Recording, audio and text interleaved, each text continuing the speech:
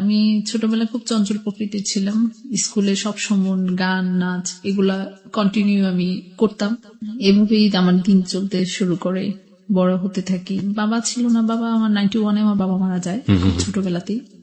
কয় বোন ছিলেন আপনারা? আমরা 3 বোন 1 ভাই। বড় বোন আমার বাবা থাকতেই বিয়ে হয়ে যায়। এখন বর্তমানে আমার বড় বোনের হাজবেন্ড একজন এসপি। আমার বাবা পুলিশে চাকরি করতেন, পুলিশ অফিসার ছিলেন। বাবা মারা যাওয়ার পরে আমার বড় বোনই আমাদের দেখাশোনা করতো। তারপর যাই হোক, প্রাইমারি কমপ্লিট করার পর 6-এ আমি দেশের বাড়িতে ভর্তি হই। ভালোই যায় ছোটবেলার দিনগুলি। তারপরে স্কুল লাইফ শেষ হলো, কলেজ লাইফ। আমি ঢাকায় এসে ভর্তি হই। পরবর্তীতেই পাশ করার পরে আমার বিয়ের কথাবার্তা চলে। তো ইন্টারের প্রথমবার আমি রেজাল্ট আমার এক সাবজেক্ট খারাপ হয়। আচ্ছা। তো আমি 2000-এ এটা করি। 2000-এই আমার বিয়ে হয় ফ্যামিলিগত ভাবেই। 2000 সালে আপনার বিয়ে হয়ে গেল, মানে এটা কি সেটেল ম্যারেজ ছিল? হ্যাঁ, এটা সেটেল ম্যারেজ ছিল। তো আমার দুলাভাইয়ের সাথে ওর পরিচয় হয়। তারপর ও আবার ব্যবসা করতো, যেহেতু ব্যবসার কাজে দুলাভাইয়ের সাথে দেখা হয়। ওখান থেকে কথাবার্তা বলতে বলতে ও তখন ওইখানে তার এলাকার কমিশন ছিল। তো কমিশনাররা অন্তত পক্ষে ওরকমই হয়।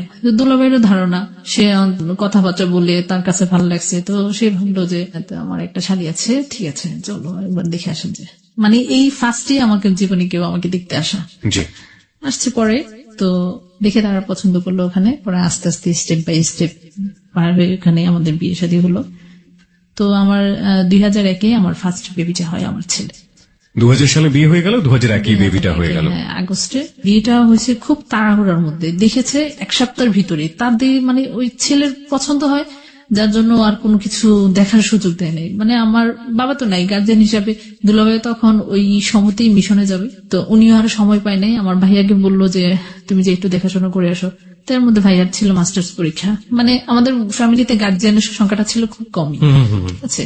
তো ও আবার এদিকে অনেক কথাই আমাদেরকে মানে বানায় অনেক কথা বলছে। তো ওরা আসলে ফার্স্টে পরবর্তীতে আমাকে অনেকবার বলতো যে আসলে আমি ভাবতেও পারি নাই আমার কাছে বিয়ে দেবে তোমাকে। ওকে, যে কারণে হয়তো নিজেকে একটু বড় করে জাহির করেছে। বড় করে বলছে, তো বড় করে বলছে যার জন্য এটা বিলিভ করছে। আরেকটা কারণ ছিল সে হজ করছে, বিয়ের আগে হজ করেছিল, হজ করে আসছে, যার জন্য মানে দুলাভাই আম্মা খুব সহজ সরল।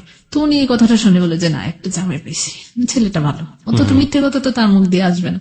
অনেক কথাই বলছে, ঠিক আছে। এমনিতে কোনো নেশা যেটা জাতীয় কোনো জিনিস, পান সিগারেট এমনিতে কোনো কিছু খেত না, এমনি কোনো বাজে অভ্যাসও তার ছিল না। সে ঠিকাদারি করতো, ঠিক আছে, পাথর আনলে এগুলো আমি পছন্দ করতাম না। সে আমি বিয়ের আগে যেটা শুনতে পারছি যে তার বাজারে বিজনেস আছে, মানে অনেক বড় মানে গোডাউন, যেটা স্টক বিজনেস যেটা ওটা আছে আমি জানতাম। এটাই তো মানে হলে এটা অনেক ভালো। সে যে এলাকার মানুষ, ওইটা একটা বাণিজ্যিক এলাকা বললেই চলে। তো ওখানে এরকম ম্যাক্সিমাম মানুষ এরকম করে। আমরা ছোটবেলা থেকে ওইখানে থেকে আসছি, আমার আব্বু ওইখানে চাকরি করছে। তো এটা ওরকম হলে কোনো খারাপ না, ভালো। আর আমি তখন যখন আমার বিয়েটা হয় তখন এই সম্পর্কে আমি এত কিছু ভালো বুঝতাম না।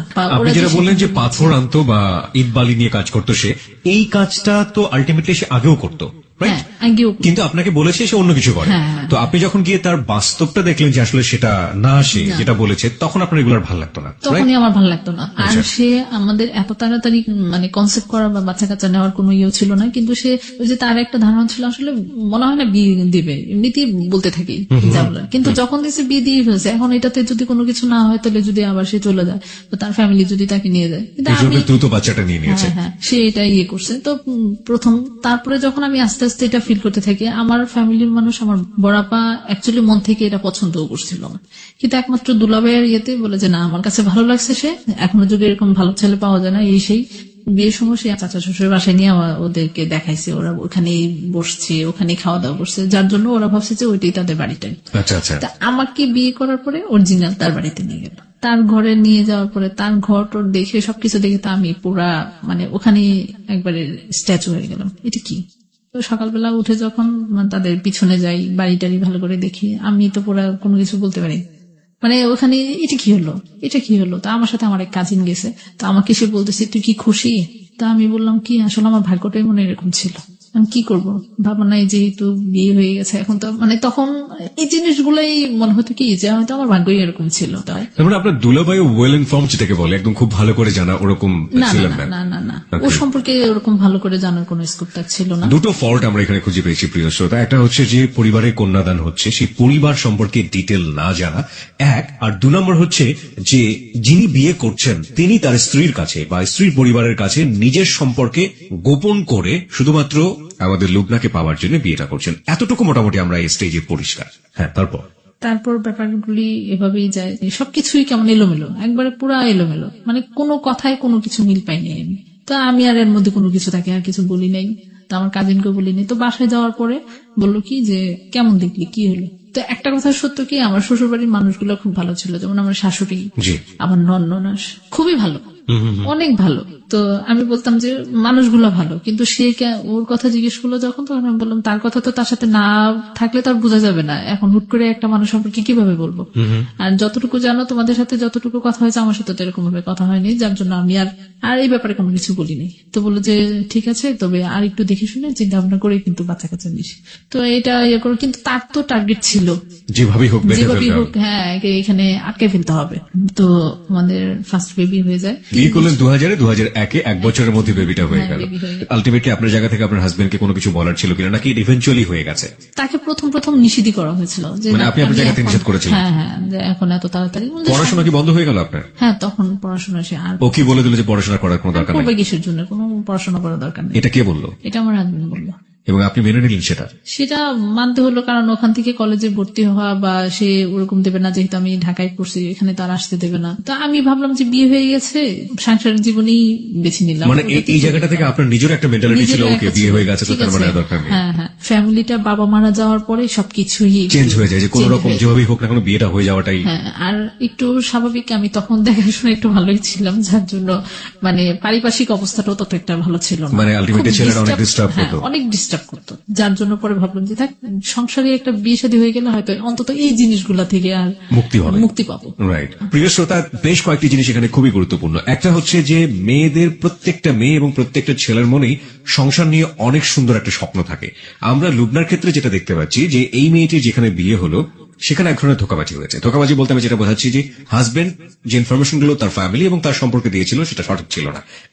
2 নম্বর হচ্ছে যে হাজবেন্ড নিজেও কনফার্ম ছিলেন না যে মেয়েটিকে পাবেন কিনা। যখন পেয়ে গিয়েছে তখন কিন্তু আলটিমেটলি কিভাবে বেঁধে ফেলা যায় সেই জন্য তার সাথে একটা সম্পর্ক, একটা মনের সম্পর্ক তৈরি হবার আগেই সেটা তিনি অন্যভাবে বাঁধার চেষ্টা করলেন, যে দুনিয়াতে একটা সন্তান নিয়ে আসলে আলটিমেটলি মেয়েটা কোনো দিকে যেতে পারবে না।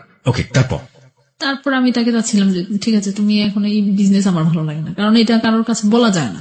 কি বলবো, তোমার হাজবেন্ড কি করে, ব্যবসা করে, কিন্তু আমি তো জানি আসলে কি ব্যবসা করে। আমি কোনো কিছু দেখতে পাচ্ছি না, কোথায় সে ঠিকাদারি, কোথায় কি কমিশনারি, ওটাই মানে আমি কোনো কিছু মানে পরিচয় দেওয়ার মতো কোনো কিছু তার কাছে খুঁজে পাচ্ছিলাম না। তো তাকে আমি এক পর্যায়ে বললাম কি তুমি বাইরে চলে যাও, দেশের বাইরে। হ্যাঁ, দেশের বাইরে চলে যাও। তো দেশের বাইরে চলে যাও, এর মধ্যে সে করলো কি, কোথা থেকে এক দালাল ধরলো, অনেক টাকা এখানে তো সে দেওয়া হলো। তা আমার বা আমাকে বিয়ের পরে আমার ফ্যামিলি থেকে প্রায় 8.5 ভরি গহনা দিল। তো সে ওগুলা আমি ভাবলাম কি যে টাকা পয়সার সব দিক দিয়ে ইয়ে হচ্ছে, ঠিক আমার কোনো মধ্যে হলো যে তুমি বাইরে চলে যাও, তুমি একটা কিছু করো, আমার আর এইভাবে থাকতে ভালো লাগে না। থাকতে ভালো লাগে বলে সবকিছু একটা টানা হাসরা জীবন, এই লাইফটা তো সংসার করবো যেহেতু করতে আসছে, একটা ফুলের মতো সুন্দর একটা সংসার, গুছানো গাছানো বাড়ি, সবকিছুই এখন যেটা স্বপ্ন থাকে, স্বপ্ন থাকে। ছেলেমেয়েরা হলে কি বলবে যে তোমার বাবা কি করে। তো এই জন্যই তাকে প্রেশার দেওয়া হলো বাইরে চলে যাও। তো বাহিরের উদ্দেশ্যে যখন সে সবকিছু করলো, তো আমার এই জিনিসগুলো আমি তাকে সবকিছু আমার ফ্যামিলিতে না জানিয়ে আমি তাকে দিলাম। 8.5 ভরি থেকে সে 1.5 ভরি বিক্রি করে দিছে। আর বাকিটা ছিল, বাকিটা আমি বন্ধক দিয়ে পুরা টাকাটাই তাকে দেওয়া হলো কানাডা যাওয়ার জন্য। আমি বললাম যে এত জায়গায়, কারণ কানাডা যেতে হলে নিজেদের একটু এডুকেশন থাকা লাগে। তোমার এডুকেশন ব্যাকগ্রাউন্ডটা কি ছিল? অ্যাকচুয়ালি তার এডুকেশন ব্যাকগ্রাউন্ড সে ইন্টার এসএসসিও দেয়নি, কিন্তু আমাদের বলেছে সে বিএ কমপ্লিট করেছে। ওকে। তো বললো যে না আমি যেতে পারবো না। তাকে কে বললো, সে ওরকম কনফিডেন্স, কারণ একজন যারা বাহিরে নিয়ে যায় তারা কিন্তু একজন পাবলিক পেলে কিভাবে তাকে নেবে, কিভাবে তাদের প্রতারণার জালে আটকাবে, ওইভাবেই চেষ্টা করে। তো ওরাও সেম তাকে ভুলায় বেলায় ওরকমই করলো। এই কাগজপত্রগুলো আমি আবার দুলাভাইকে দেখাইছি, পরে দুলাভাই বললো যে না এটা সে যেতে পারবে না, এটা গলা কাটা ভিসা। তো এই কথা বলার পরে সে তো বললো যে হ্যাঁ আমি বাইরে যাবো দেখে, আমি বড় লোক হয়ে যাবো দেখে, তো ওদের ফ্যামিলি মানুষ সেটা চায় না। তা আমি ওদের বললাম যে দেখো এখন ওরা তো এই কথা শুনতে চাচ্ছে না, ওই লোকে যে কথা বলছে ওইটাই সে বিশ্বাস করলো, সে যেতে পারবে। তো আপারা বললো যে থাকে এই ব্যাপারে কোনো কথাই বলে লাভ নেই, সে এটা কি ক্ষতি না হওয়া পর্যন্ত সে এটা থামবে না। সত হলো তাদের ফ্যামিলির অবস্থা কত টাকা দিয়েছিল? ছিল না 6 লাখের। 6 লাখের মতো দিয়ে কোথায় যাচ্ছে? কানাডাতে। কানাডাতে। ওকে, গলা কাটা ভিসা। হ্যাঁ। কি করবে ওখানে? কোনো ঠিক ঠিকানা নাই। কোনো ঠিক ঠিকানা নেই। আপনার কি মনে হয় না যদি আপনি আপনার হাজবেন্ডকে চাপটা না দিতেন দেশের বাইরে যাওয়ার জন্য, সেই ভুলটা করতো, যেটা সে এখন ভুল করতে যাচ্ছে অ্যাকর্ডিং টু ইউ, যে কানাডাতে চলে যাচ্ছে বা গলাকাটা ভিসায় যাচ্ছে, সেই ভুলটা যদি আপনি এভাবে চাপ না দিতেন তাহলে আপনার কি মনে হয় যে এই ভুলটা সে করতো? অ্যাকচুয়ালি সে বিয়ের আগেও বাইরে, সে একবার কোন দেশে থেকে ছিল? সৌদি আরবে। সৌদি আরবে থেকে ছিল। ওকে। আসার পর পরে সে নির্বাচনে দাঁড়ায়, ওখানে সেই কমিশনার হয়ে যায়। হ্যাঁ, কমিশনার হয়ে যায়। আমি তাহলে যেটা বুঝলাম যে আপনি তাহলে বাইরে যাওয়ার কথা বলেছিলেন এই কারণে যে বললেন তার এক্সপেরিয়েন্স আছে বাইরে যাওয়ার। হ্যাঁ, সেটা কোন দেশে যাবে না যাবে সেটাই সে ভালো বুঝবে। Okay fine. তারপর এটা বলার পরে সে তো কারো কথাই মানলো না। ওখানে টাকা টোকা সবকিছু জমা দেওয়ার পরে ও দুবাই গিয়ে ওখানে সে অ্যারেস্ট হয়। সে দুবাই যাওয়ার পথেই সে অ্যারেস্ট হয়ে গেল। লুবনা, আমরা যে জায়গাটিতে ছিলাম সেখান থেকে ফিরতে চাই। আপনি বলছিলেন যে আপনার রাইট দুবাই যে অ্যারেস্ট হয়ে গেল, তাকে দেশে পাঠিয়ে দেয়। তো অ্যারেস্ট করে কি দেশে পাঠিয়ে দিল সঙ্গে সঙ্গে? একবারে সঙ্গে সঙ্গে। তারপরে 6 লাখ টাকা শেষ। হ্যাঁ, ঢাকা জেলে ছিল, সেন্ট্রাল জেলে। কতদিন যাবত ছিল ওখানে? বেশি দিন ছিল না, 7-8 দিনের মতো ছিল। তো আমার বড় ভাসুর ওখান থেকে লয়ার ধরে ওখান থেকে তাকে পরে বের করে নিয়ে আসে। যাই হোক, এরপরে আমাদের যেই মেন বাড়ি ওইটা আবার সরকারি ভাবে ওখান দিক দিয়ে মানে বিশ্ব রুট হয়েছে, তো ওই বাড়ি সহ সরকার নিয়ে নিছে। তো ওখান থেকে অনেক টাকা টাকা পায়। তো আমার ভাসুর দুজনেই এক টাইপেরই ছিল, কেউ কোনো কাজকর্ম মানে ঠিক মতো মানে একমাত্র বসে খেতে যেত তার। তো আমরা ভাবলাম যে তুমি দোকানদার, তুমি হয়তো বাজারে একটা। আর আমার ব্যাপার হলো কি, আমি আসলে যে মেন্টালিটি, যে ফ্যামিলির মানুষ, আমি ওরকমই ভাবে চাইতাম যে একটু বলার মতো না, সে করতেছে একটু ভালো কিছু করো, তো এমন কিছু দেওয়ার জন্য যে সেটা দিয়ে তুমি অনেক ভালো একটা পজিশনে চলতে পারো, তোমাকে সবাই চিনে জানে, তুমি একজন কমিশনার, তোমার পরিচিতি তো অনেক। সে কখনোই কারো কথা কানে দিত না। আমার হাজবেন্ড করলো কি, ওইখান থেকে আবার কিছু টাকা নিয়ে আমার ব্যবসার কাজে লাগলো। তাই আমি বললাম যে তুমি একটা কাজ করো, আমার গহনাগুলো ওখানে বন্ধক, ওখান থেকে এগুলো নিয়ে আসো, এটা তো দিন দিন টাকা অনেক বাড়তেছে। তো এগুলো করতে করতে এগুলো নিয়ে আমিও একটু বাসায় রাগারাগি করলাম ওখানে। ও এটা করলো না করাতে পরে অনেক কষ্ট করে আমার ননাসেরদেরকে ধরে টরে, বাসনদেরকে ধরে পরে জিনিসগুলো ছুটে আনে। যাই হোক, এগুলো নিয়ে অনেক ঝামেলা হয়। এগুলো করতে করতে এরকম করতে সে আমার এই যে আমার ব্যবসা ট্যাবসা এগুলোর মধ্যেই নামলো। ব্যবসার কোনো কিছুই কোনো আগামাথা নাই, কোনো কাজকর্মেরই তার কোনো আগামাথা ছিল না। তো এইভাবেই দিন কাটতেছে। 2004-এ আমার মেয়ে হলো। প্রায় 3 বছরের ডিস্টেন্সে একটা মেয়ে হলো। এর মধ্যে আমি খুব প্রেশার দিচ্ছি, আমার পক্ষে আর থাকা সম্ভবই না। তা আমার মতে একটাই ভালো ছিল কি, তুমি বাইরে চলো, ছোটখাটো কান্ট্রিতে, মানে সেটাই আমি চাইতাম তখন থেকে। না তুমি জমিনে নামতে পারবা, না কারো এখানে কাজ করে খেতে পারবা, না তোমার কোনো এরকম কোনো এডুকেশন কোনো কিছু আছে যে তুমি কোনো জায়গায় চাকরি করতে পারবা, সেটাও তোমার পক্ষে সম্ভব। সোশ্যাল স্ট্যাটাসটা আপনার জন্য অনেক বড় একটা ফ্যাক্ট হয়ে দাঁড়িয়েছিল, অনেক বড় ফ্যাক্ট হয়ে দাঁড়িয়েছে, এবং এটার জন্য আপনি মেন্টালি তাকে মানতে পারতেন না। প্রিয় শ্রোতা, this is a very good point. Social স্ট্যাটাসটা, তার হাজবেন্ডের যে সোশ্যাল স্ট্যাটাস, সেটা সে কোনোভাবেই মানতে পারতো না। এখানে তাকে দোষ দিবেন কিনা সেটা আপনাদের ভাবার বিষয়। প্রথম কথা হচ্ছে যে তার সোশ্যাল যে স্ট্যাটাসটা, তার হাজবেন্ডের যে সোশ্যাল স্ট্যাটাসটা ছিল, সেটা কিন্তু বিয়ের আগে রিয়েলটাকে সে লুকিয়ে তাদের কাছে সে নিজেকে অন্যভাবে জাহির করেছে। এই লুবনা ওই সোশ্যাল স্ট্যাটাসের একজন মানুষকে বিয়ে করেছিল, কিন্তু পরবর্তীতে যখন দেখলো যে আসলে মানুষটা এরকম না, সেই সোশ্যাল স্ট্যাটাসের ধারে কাছেও সে নেই, এবং 3 বছর ধরে আপ্রাণ চেষ্টা করে যাচ্ছে সে স্ট্যাটাসে নিয়ে যাওয়ার জন্য, এবং কোনোভাবেই পেরে উঠছে না, তখন এক ধরনের ডিসপারিটি আমরা বলতে পারি, যে এক ধরনের ডিস্টেন্স তৈরি হচ্ছে, রাইট? ওকে, তার আগে আমি একটু জানি আপনার কাছে যে আপনি যখন বুঝেই গেলেন 1 বছর চেষ্টা করার পরে যে সে চেঞ্জ হবে না, তখন কি আপনার ভেতরে এই জিনিসটা কাজ করা উচিত ছিল না যে ঠিক আছে আমি চেঞ্জ করার চেষ্টা করছি, সে তো হচ্ছে না, তাহলে আইদার তার ব্যাপারটাকে আমার মেন্টালিটি মেনে নেওয়া, অথবা ওখানে একটা ডিস্টেন্স তৈরি করে ফেলা? সে পারবে না যে তা না, তার যে ওরকম এবিলিটি নেই তা না, আছে। ওই সমর্থন অনুযায়ী যেটা আমি চাচ্ছি ওটা কিন্তু আমরা সবাই মিলে তাকে, সে যদি করে ওটা করতে পারে। যেমন ধরে কোন ব্যবসা যতটুকু সে যেই অ্যামাউন্টটা সে ধরতো, ওইটা দেখা যেত যে তার প্রফিট কোনো কিছু তার থাকতো না। কি করতেছে সে? আমি এবার একটু লাভের জায়গাতে আসতে চাই। আপনার হাজবেন্ডের কাছ থেকে কোন জিনিসগুলো আপনার ভালো লাগতো? সেটা আসলে এতটাই তিক্ত হয়ে গেছিলাম ওই জিনিসগুলোতে, যার জন্য ওইটা বাধ্য হয়ে লাইফটা সেটেল কাটানো। মানে কিন্তু কোনো তার কিছু হচ্ছে খুঁজে কি পেলেন না? যে খুঁজে পেতাম না, ওই কারণ সারাক্ষণে আমি ওইটা করতাম যে আসলে কোনো কিছুতে আমি মিল পাইনি। তবে সে আমাকে ভালোবাসতো, মানে কি যে ওই যে বললাম না একটা চাপ দিয়ে কিন্তু বেবিগুলা নিয়ে নেওয়া, দূরে যেতে না যেতে পারি, কোনো রকম কোনো ডিসিশন জন্য না নিতে পারি। তার মানে একটা জায়গাতে তার প্রবলেম ছিল, সেটা হচ্ছে ক্যারিয়ারিস্টিক প্রবলেম। তার ক্যারিয়ারটাকে আপনি মানতে পারতেন না। মানতে পারতেন না। আমি একবার ইন জেনারেল আপনাকে একটা কোশ্চেন করি, বাঙালি সমাজের মেয়েরা আপনার সাথে যে কাজটা হয়েছে সেটা তো অন্যায় করেছে, আমি একেবারে একমত। তারপরে যেহেতু বিয়ে হয়েই গেল, আমাদের সোসাইটির ব্যাপার যে জায়গাটা থাকে, আপনার কি মনে হয়, আপনি জাস্ট আপনাকে না চিন্তা করেন, বাঙালি সমাজের একটা মেয়েকে চিন্তা করেন, যে ওই রকম একটা হাজবেন্ডকে পেয়ে তারা শুধুমাত্র এই ক্যারিয়ারের ফল্ট ছাড়া অন্য কোনো ফল্ট তার নেই, একটা লাইফ লিড করতে পারে? হ্যাঁ পারে, সে স্যাক্রিফাইস করলে অবশ্যই পারে। অবশ্যই পারে। নোট অন দ্যাট পয়েন্ট, প্রিয় শ্রোতা। আমরা কিন্তু এমন একজনকে আজকে এখানে আবিষ্কার করেছি, তার ফল্ট ছিল তার ওয়াইফের প্রতি, কিন্তু যদি ওই স্যাক্রিফাইসটা ওয়াইফ করতো তাহলে ওই মানুষটাকে নিয়ে ঘর সংসার করা যায়, সেখানে কোনো সমস্যা হয় না। ফাইন। হ্যাঁ, তারপর পরবর্তীতে আমি তার সাথে একটু অভিমান করে আমার বড় আপার বাসায় চলে যাই। ওখানে গিয়ে আমি বুটিক্স এর কাজ শিখি। তো ওই কাজগুলো ট্রেনিং নেওয়ার পরে তারপরে আমি আবার ঢাকায় আসি। ঢাকায় আসার পরে ওইখানে আমি আরেকটা কাজ শিখি। আচ্ছা, এটা যখন কমপ্লিট হয়ে যায়, কমপ্লিট হওয়ার পরে ঢাকাতেই আমি একটা পার্লার কিনি। এটা সম্পূর্ণ টাকাতে আমার বড় আপা, কারণ দেখতেছে যে এখন তাকে দিয়ে আর কোনো কিছু করতে পারতেছি না আমি। হ্যাঁ, পরবর্তীতে কিন্তু এই ডিসিশন গুলো নেয়, এখন আর তার পিছনে সময় নষ্ট করলাম না। এখন কোনো কিছু আপা বললো যে এখন তুই কিছু কর। তো যখন আমি ওইটা সব কেনার পরে, দোকানটা কেনার পরে, তো আস্তে আস্তে ওখানে দেখি যে ভালো একটা ওরকম হচ্ছে না। তো ওখান থেকে আমি আবার আমার বাসা যেখানে, ওখানে পাশাপাশি নিয়ে গেলাম। তো ওখান থেকেই মেইনলি আমার বান্ধবীর সাথে পরিচয়। তো আমার এখানে কাজ করাতো, তো তার সাথে অনেক গল্প হতো। তো আস্তে আস্তে তাদের মধ্যে আমাদের মধ্যে একটা সম্পর্ক, মানে একটা আত্মিক সম্পর্ক, আত্মীয়তার সম্পর্ক একটা হয়ে গেল। তো প্রতিদিনই বিকেলে এসে আমার এখানে যায় গল্প টল্প করলো। তো আমার একটা জিনিস কি, মানে আমি সবসময় মানুষকে এতটা আপন করতে পারি না, মানে আসতেছে যাচ্ছে আমি সবার সাথে একরকম। তো আমি যখন ওইখান থেকে দোকানটা সরাই অন্য জায়গায় নিয়ে আসি, সে আমাকে অনেক খোঁজে, কিন্তু আমার তো টার্গেট ছিল আমি বিজনেসটাকে কিভাবে আগাবো, কিভাবে ভালো হবে ওইভাবে। তো ওখান থেকে সে আমাকে অনেক খুঁজতে খুঁজতে খুঁজতে খুঁজতে তারপরে সে আবার ওই জায়গায়, মানে আপনাদের বাড়ির পাশে সে আবিষ্কার করলো। হ্যাঁ, আমার যেখানে আবার পরবর্তীতে নিয়ে আসলাম ওখানে এসে বললো, তুমি এতদিন পরে আমার কোনো খোঁজ খবর নিলা না, এই না সে না, এই অনেক কিছুই তার দিয়ে বললো যে আমি তোমাকে অনেক খুঁজছি। আসছে তো এইখানেই সে কন্টিনিউ আসতো যেত। তো আমি তখন একটা সাবলেটে থাকতাম, হাজবেন্ড সহ আমার বাচ্চাদের নিয়ে আমি একটা ফ্যামিলির সাথে থাকতাম। তো ওখানে এতটা হতো না, আমি কন্টিনিউ তখন বেশি সময় দিতাম আমার দোকানে। পরবর্তীতে আবার অনেক সময় পরে আমি আবার আলাদা করে বাসা নিয়ে যাই। আমার হাজবেন্ডের জন্যই প্রবলেমটা হতো, ঠিক মতো বাসা ভাড়া দিত না। আরেকটা হয়েছে কি, যখনই আমি বিজনেসে নামছি তখন ম্যাক্সিমাম টাকাই ছিল আমার বড় আপার। তার পরবর্তীতে জিনিসগুলো এর মধ্যে আমি আবার বন্ধ দিই। আমার কিছু টাকার বেশি প্রয়োজন পড়ে, তার কাছ থেকে ওরকম ভাবে পাই না, সে আমাকে কিছু অল্প কিছু টাকা দেয়, যেটা আমার কোনো কিছু হয় না। পরবর্তীতে আমার বড় আপার কাছ থেকে নিতে নিতে আমার নিজের কেমন গিল্টি ফিল, আমার আর ভালো লাগতেছে না। হ্যাঁ, আবার এটা দিলাম, দেওয়ার পর ওখান থেকে আবার কিছু টাকা করে ওখানে ইনভেস্ট করলাম, এখানে ছুটলে তো আমি আবার নিয়ে আসবো। কিন্তু হয়েছে কি, যখনই আমার এটা চলতে শুরু করলো, ভালো রানিং হচ্ছে, সবকিছু ভালো করতেছি, টাকা পয়সা একসাথে জন্মে, মাসে পরে আসে বলে কি আমাকে কিছু টাকা দাও। আবার হয়তো কি যে সে কি ঘোরাঘুরি করে, আর তার একটা পরবর্তীতে অভ্যাস হচ্ছে এই জনের কাছ থেকে নেওয়া, ওই জনের কাছ থেকে নেওয়া। বাড়িতে পরে শুনতাম আমার শাশুড়ি বলতে কি যে এর কাছ থেকে টাকা নিচ্ছে, ও এসে বাসার মধ্যে বাড়ির মধ্যে এরকম হয়ে হুল্লোড় করতেছে, ওইগুলো কি করে। তখন আমি বুঝতে পারি তার অভ্যাসটা তো আসলে সবটা বেশি হয়ে যাচ্ছে।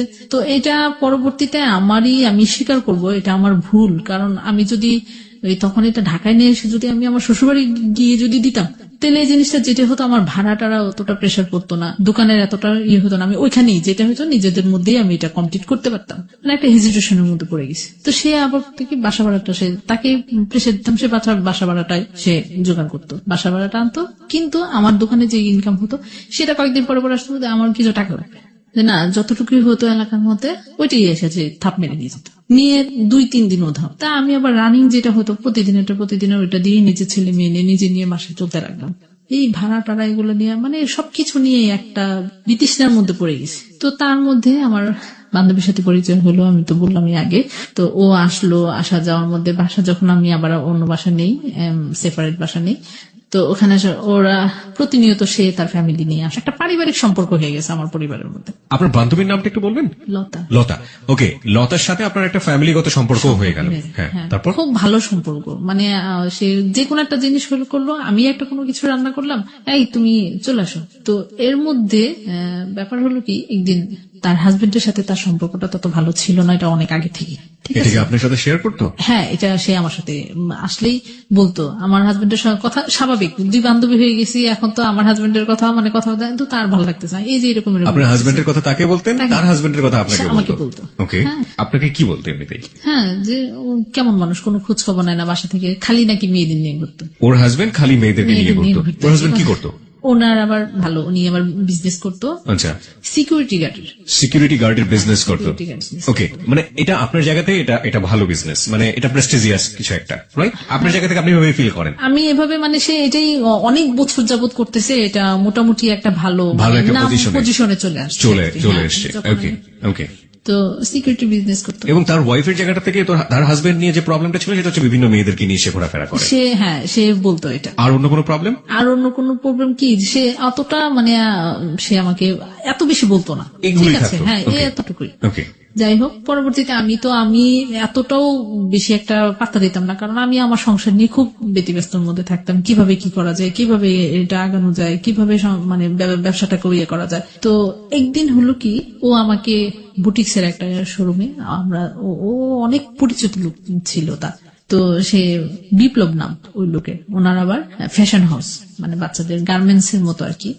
তো ওখান থেকে অনেক কাপড় এনে, তারা অনেকেই আছে না যে গার্মেন্টস থেকে কাপড় এনে মানুষদের দিয়ে মেয়েদের দিয়ে কাজ করায়, করে তারপরে আবার ওইখানে জমা দিতে হয়।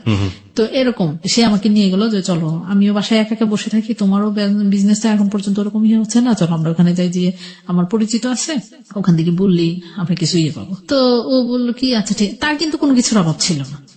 তো ওখানে যাওয়ার পর সে আনলো, আমিও আনলাম। তো প্রথমবার আমি আমার হাজবেন্ডকে নিয়ে যাই, আর তখন ওর হাজবেন্ডের সাথে ফার্স্ট আমাদের দেখা তাদের বাসায়। তার হাজবেন্ডের সাথে দেখা, তো সে তো মানে ওরকম ভাবেই খুব দেখতেও খুব হ্যান্ডসাম ছিল। তো ওখানে ফার্স্ট দেখা, আমি আর ততটা তাকে ইয়ে করিনি, কথা বলতেছি কোথায় যাবেন, তখন ও আমাকে ভাবি বলতেছে, ভাবি আপনারা এই কাজটা আপনারা কি করতে পারবেন, কি করেন না করেন, আপনারা আর কোনো কাজ খুঁজে পান না? আপনাদের প্ল্যান ছিল নতুন একটা বিজনেস করার, রাইট? সেটা ফ্যাশন হাউস বা ওখান থেকে কিছু ইয়ে করে। আচ্ছা, লতার হাজবেন্ডের নামটা কি ছিল? মাসুদ। মানে মাসুদ আপনাদেরকে বলছে ভাবি কি সব করতে চান, এগুলো তো হবে না, আমি তো কিছু বুঝি না। বাট মাসুদ আপনার দৃষ্টিতে প্রথম দেখাতে হ্যান্ডসাম ছিল। তারপর হলো কি যে তখন আমরা গেলাম, আমার হাজবেন্ড ওরা দুজন গেল বাইকে, আর আমরা রিক্সা করে ওইখানে গেলাম। তো ওখান থেকে তাদের সাথে কথাবার্তা বলে উনি আমাদের পরের দিন আমাদের কিছু কাপড় চোপড় দিল, যেগুলো আপনারা করাই নিয়ে আসবেন। তো আস্তে আস্তে দেখা যায় সেই বেশি করতো, আমি এটাতে নিয়ে আমি এত লুক পাবো কোথায়, আমি কম রাখতাম, আমি নিজে করতাম। তারপরে আমার এখানে একটা মেয়ে ছিল, ওকে দিয়ে করাতাম। তো যাই হোক, এরকম করতে করতে এটাও শেষ পর্যন্ত দেখা যায় যে মানুষ ঠিক মতো করতো না, অনেক প্রেশার পড়ে যেত। তারপর আস্তে আস্তে এগুলো করতে করতে তাদের সাথে একটা সম্পর্ক তো ভালো হয়েই গেল। পরে আস্তে এই ব্যাপার নিয়ে লতার সাথে আমার অনেকদিন ধরে ফোনে যোগাযোগ নেই। কি ব্যাপার, ফোনে কথা বলতে একদিন ফোন দিলাম, ফোন দেওয়ার পরে তার হাজবেন্ড ধরলো। তার পার্সোনাল নাম্বার ছিল না, তো ও ধরলো। মাসুদ ধরার পরে আমি বললাম যে লতা কোথায়, বললো যে কেন, ওর দরকার কি? বলতেছে একটু দরকার আছে। তো বলে যে আমার কাছে বলা যায় না। আমি কি আপনার কাছে কি বলবো, আমি ওকে একটু দেন, ও তো বাবার বাড়িতে চলে গেছে। আমি কি বাবার বাড়িতে চলে গেছে, ও তো কালকেও আসলো। তো বললো যে কত কিছু হয় আমাদের মধ্যে, বলে কি আমি কি আপনার সাথে কথা বলতে পারি? মাসুদ আপনাকে বলছে যে আপনার সঙ্গে কথা বলতে পারে কিনা। তখন আমি বললাম যে আপনি আমার সাথে কি একটু কথা বলবেন? না আপনাকে না, আপনার সাথে কথা বলতে ভালো লাগে। তো কথা বলতে ভালো লাগে, আপনাকে ভালো লাগে, আমি কি উল্টা পাল্টা কথা বলেন ভাইয়া আপনি, এগুলা কি কথা বলা মানায়? তারপরে বললো যে মানায় না কেন, আপনি এত কথা বলেন কেন, আমি যেটা বলতেছি এটা আপনি একটু শুনলে সমস্যা কি? আমি সমস্যা কোনো কিছু না, কিন্তু এই কথাগুলো আমার শুনতে ভালো লাগে না, আমি এটা শুনতে চাই না। তো আমার কেন যেন এই ধরনের কথাবার্তা হচ্ছে। হ্যাঁ, তো আমি ভয় পেয়ে গেছিলাম। এই যে আপনারা দেখা করলেন, দেখা হওয়ার কতদিন পরে ফোনে কথা হচ্ছে? প্রায় 3-4 মাস পরে। 3-4 মাস পরে ফার্স্ট ফোনে আপনার সঙ্গে ভাবে কথা বলছে। আমি কি আপনার সাথে মানে শুধু এতটুকু বললাম, আমি কি আপনার সাথে কথা বলতে পারি? কি কথা বলবেন আপনি? যে না আপনার বিজনেস সম্পর্কে, এই ধরনের কথাগুলাই বলছিল তখন। তো তার ব্যালেন্স শেষ হয়ে গেল, তো অফিসে চলে গেল। সে অফিসে যাওয়ার পথে সে আবার আমাকে ফোন দিল। হ্যাঁ, ব্যালেন্স করে আমার মোবাইলে তখন ব্যালেন্স শেষ হয়ে গেছে। আচ্ছা এখন বলতে চাচ্ছি, আমি কি বলবেন আপনি বলেন। কেন, আপনার সাথে আমার একটা জরুরি কথা আছে। আপনাকে তো আমি অনেকদিন যাবত চিনি, অনেকদিন যাবত দেখি, আমাকে দেখেন, চিনবেন না কেন? আপনার ওয়াইফের সাথে আমার একটা ভালো সম্পর্ক। তখন কিন্তু তার ফ্যামিলির মানুষ আমার বাসায় আসা যাওয়া করতো না, এটা অনেক পরে ওইটা হয়েছে। ওর সাথে পরিচয় আমার ভালো আছে, আমাকে তো এমনি দেখবিনি, আমার দোকান থেকে ওকে প্রায় সময় নিয়ে যান, তো আপনার সাথে দেখা হবে না। তো এই 2-1 দিন জাস্ট এতটুকুই, প্রায় সপ্তাহখানিক যাওয়ার পরে তো কথা বলতে বলতে একদিন বললো কি অফিসে যাওয়ার সময় আমার মোবাইলে আবার ব্যালেন্স করলো। মোবাইলে এইগুলো জিজ্ঞেস করার পরে এইভাবে জানি ব্যালেন্স শেষ হয়ে গেল।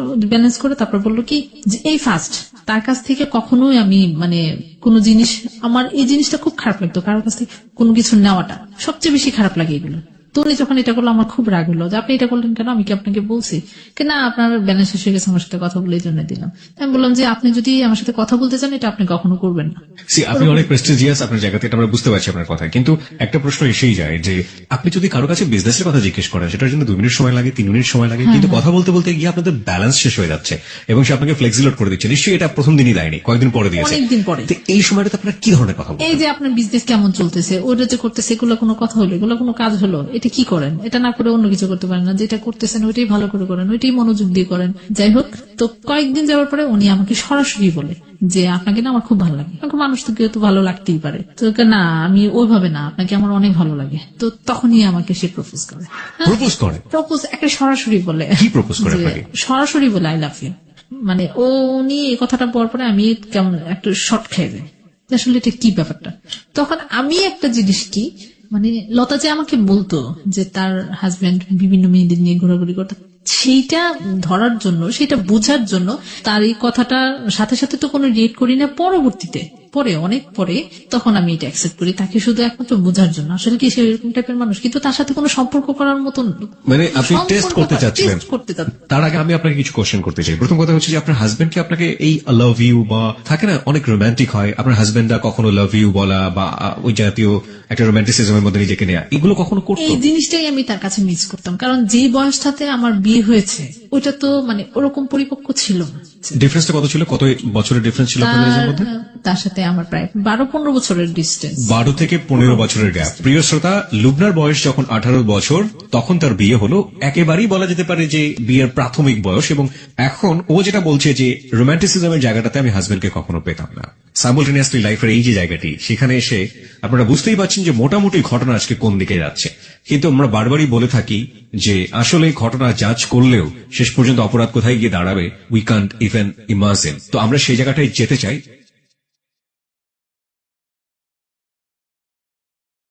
ছোট্ট একটা বিরতি নিচ্ছি আমরা, ঠিক 12:06 আমরা আবারও ফিরে আসবো। বিরতির ঘন্টা যেহেতু বেরিয়ে গিয়েছে, আমরা ফিরে এসে লুবনার জীবনের যে অপরাধ এবং ভুল, আমরা সেই ব্যাকগ্রাউন্ড আবিষ্কার করেছি।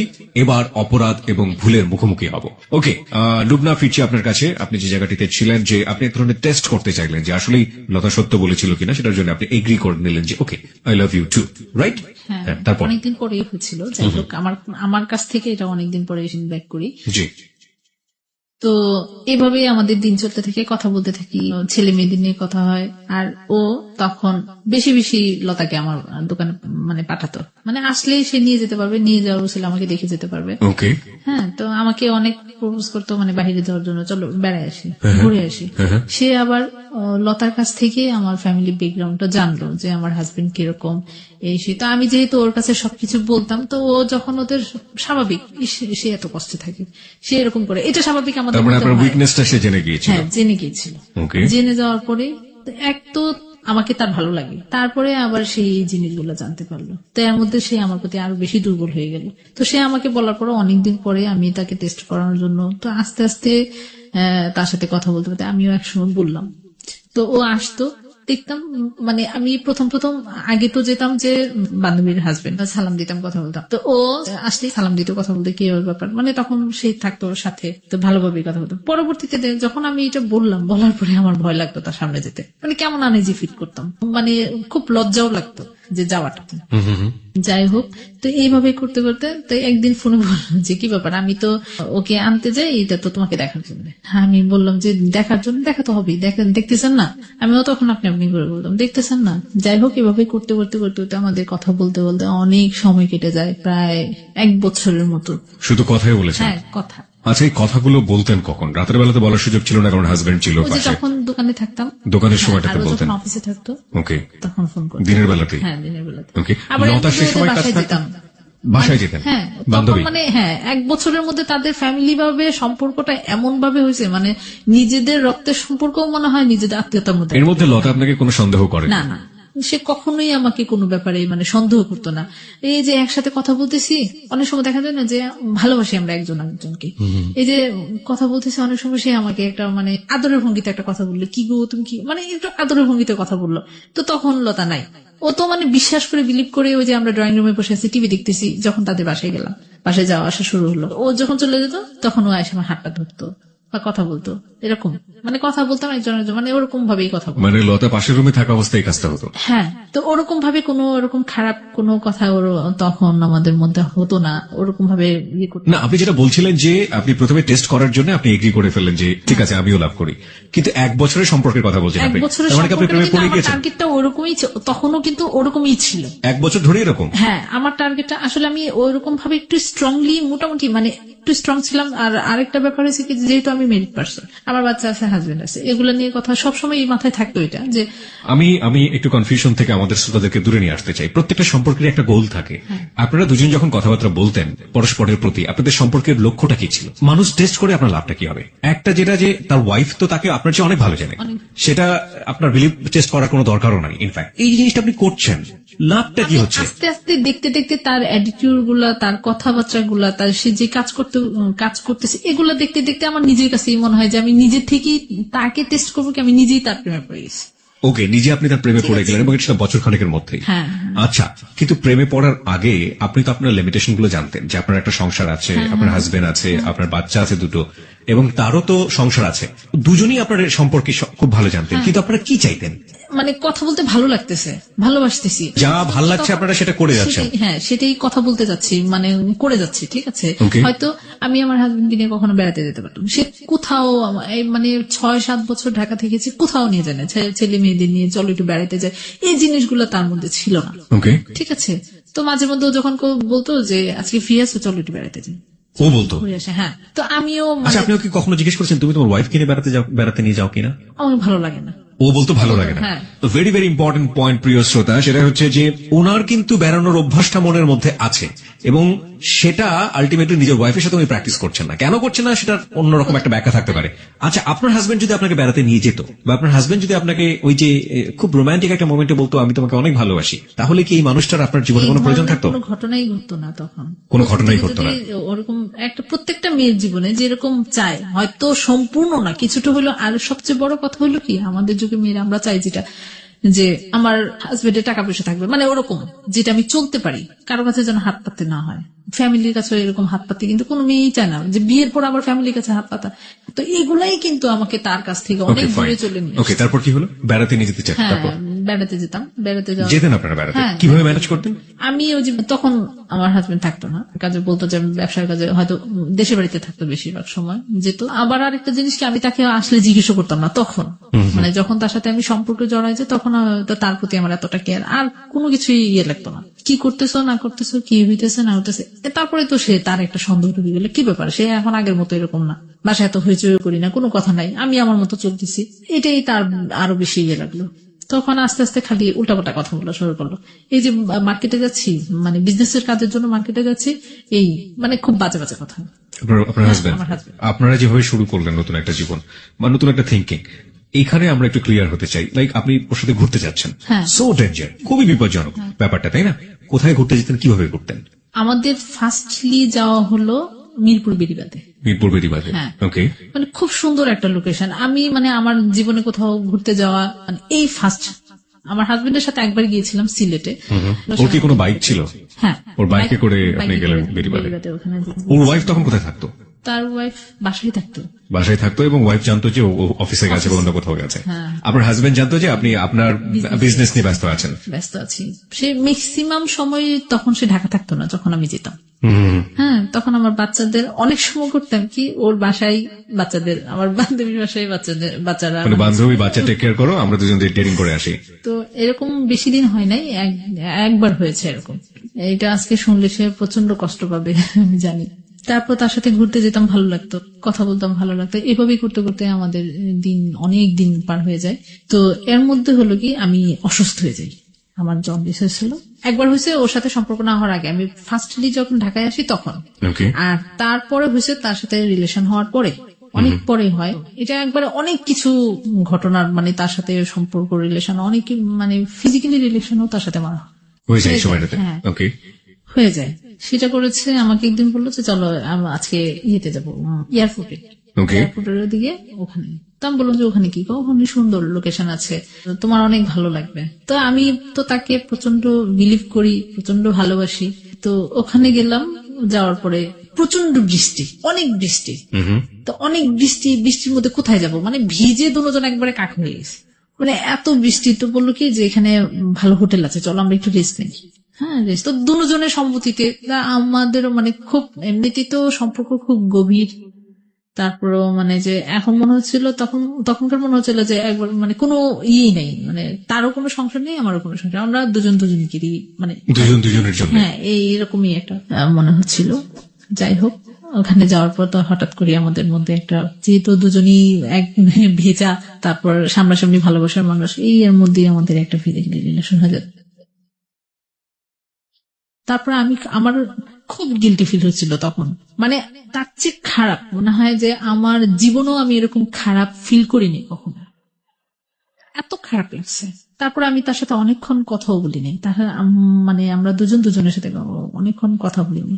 তো সে আমার কাছে সরি বলছে, যে আসলে এরকম একটা চিন্তাও করতে পারি নাই, তোমাকে আসলে আমি মন প্রাণ থেকে ভালোবাসি, কিন্তু এইভাবে কখনো কোনো কিছু হবে এটা বা। যাই হোক, পরে ওখান থেকে চলে আসি, তার সাথে অনেকদিন আমাদের দুজনের মধ্যেই আবার 2-3 দিন যাবত কথাবার্তা হয় না। পরে আবার সেই ফোন দিল, তো এই আস্তে আস্তে আস্তে আস্তে আবার কথা শুরু হলো। তখন এয়ারপোর্ট থেকেই মানে বেড়াতে যেতাম কম, অ্যাক্সিডেন্টলি কখনো যদি কোনো কিছু হয়। তো এর মধ্যে আবার কি যে আমি আমার হাজবেন্ডের সাথে যে কথাবার্তা বলি না আগের মতো এরকম না, আর তখন মনে হয় যে একটু আরো বেশি তার সাথে আমার সম্পর্কটা আরো খারাপ হয়ে গেল, হাজবেন্ডের সাথে। হ্যাঁ হাজবেন্ডের সাথে আরো খারাপ হয়ে গেল। মানে একটা হচ্ছে যে মানুষ যখন আরেকটার প্রতি ভালোবাসা বা যে কোনো একটাতে পড়ে যায়, তখন মনে হয় যে এই সমস্যাগুলো হয়। তো এতদিন পর্যন্ত জ্ঞান করে তার কোনো কিছু করতে পারি না, এখন আবার এরকম তার মধ্যে মানে কোনো কিছুই। আর সেই খুঁটিনাটি অনেক কিছু খুঁজতো, কারোর সাথে কথা বললে, যদি আমার কোনো কাজিনরা ফোন দেয় কথা বলে, আবার ধরেন দোকানে অনেক মহিলারা আসে, অনেক সময় দেখা যায় কি তারা বাসায় গিয়ে কোনো একটা জিনিস প্রয়োজন পড়লো, তার হাজবেন্ড ফোন দিয়ে আমাকে ফোন করলো, এটা স্বাভাবিক হতেই পারে। তো যখনই কেউ যদি ফোন করতো, সে আবার কন্টিনিউ আমার মোবাইল চেক করতো।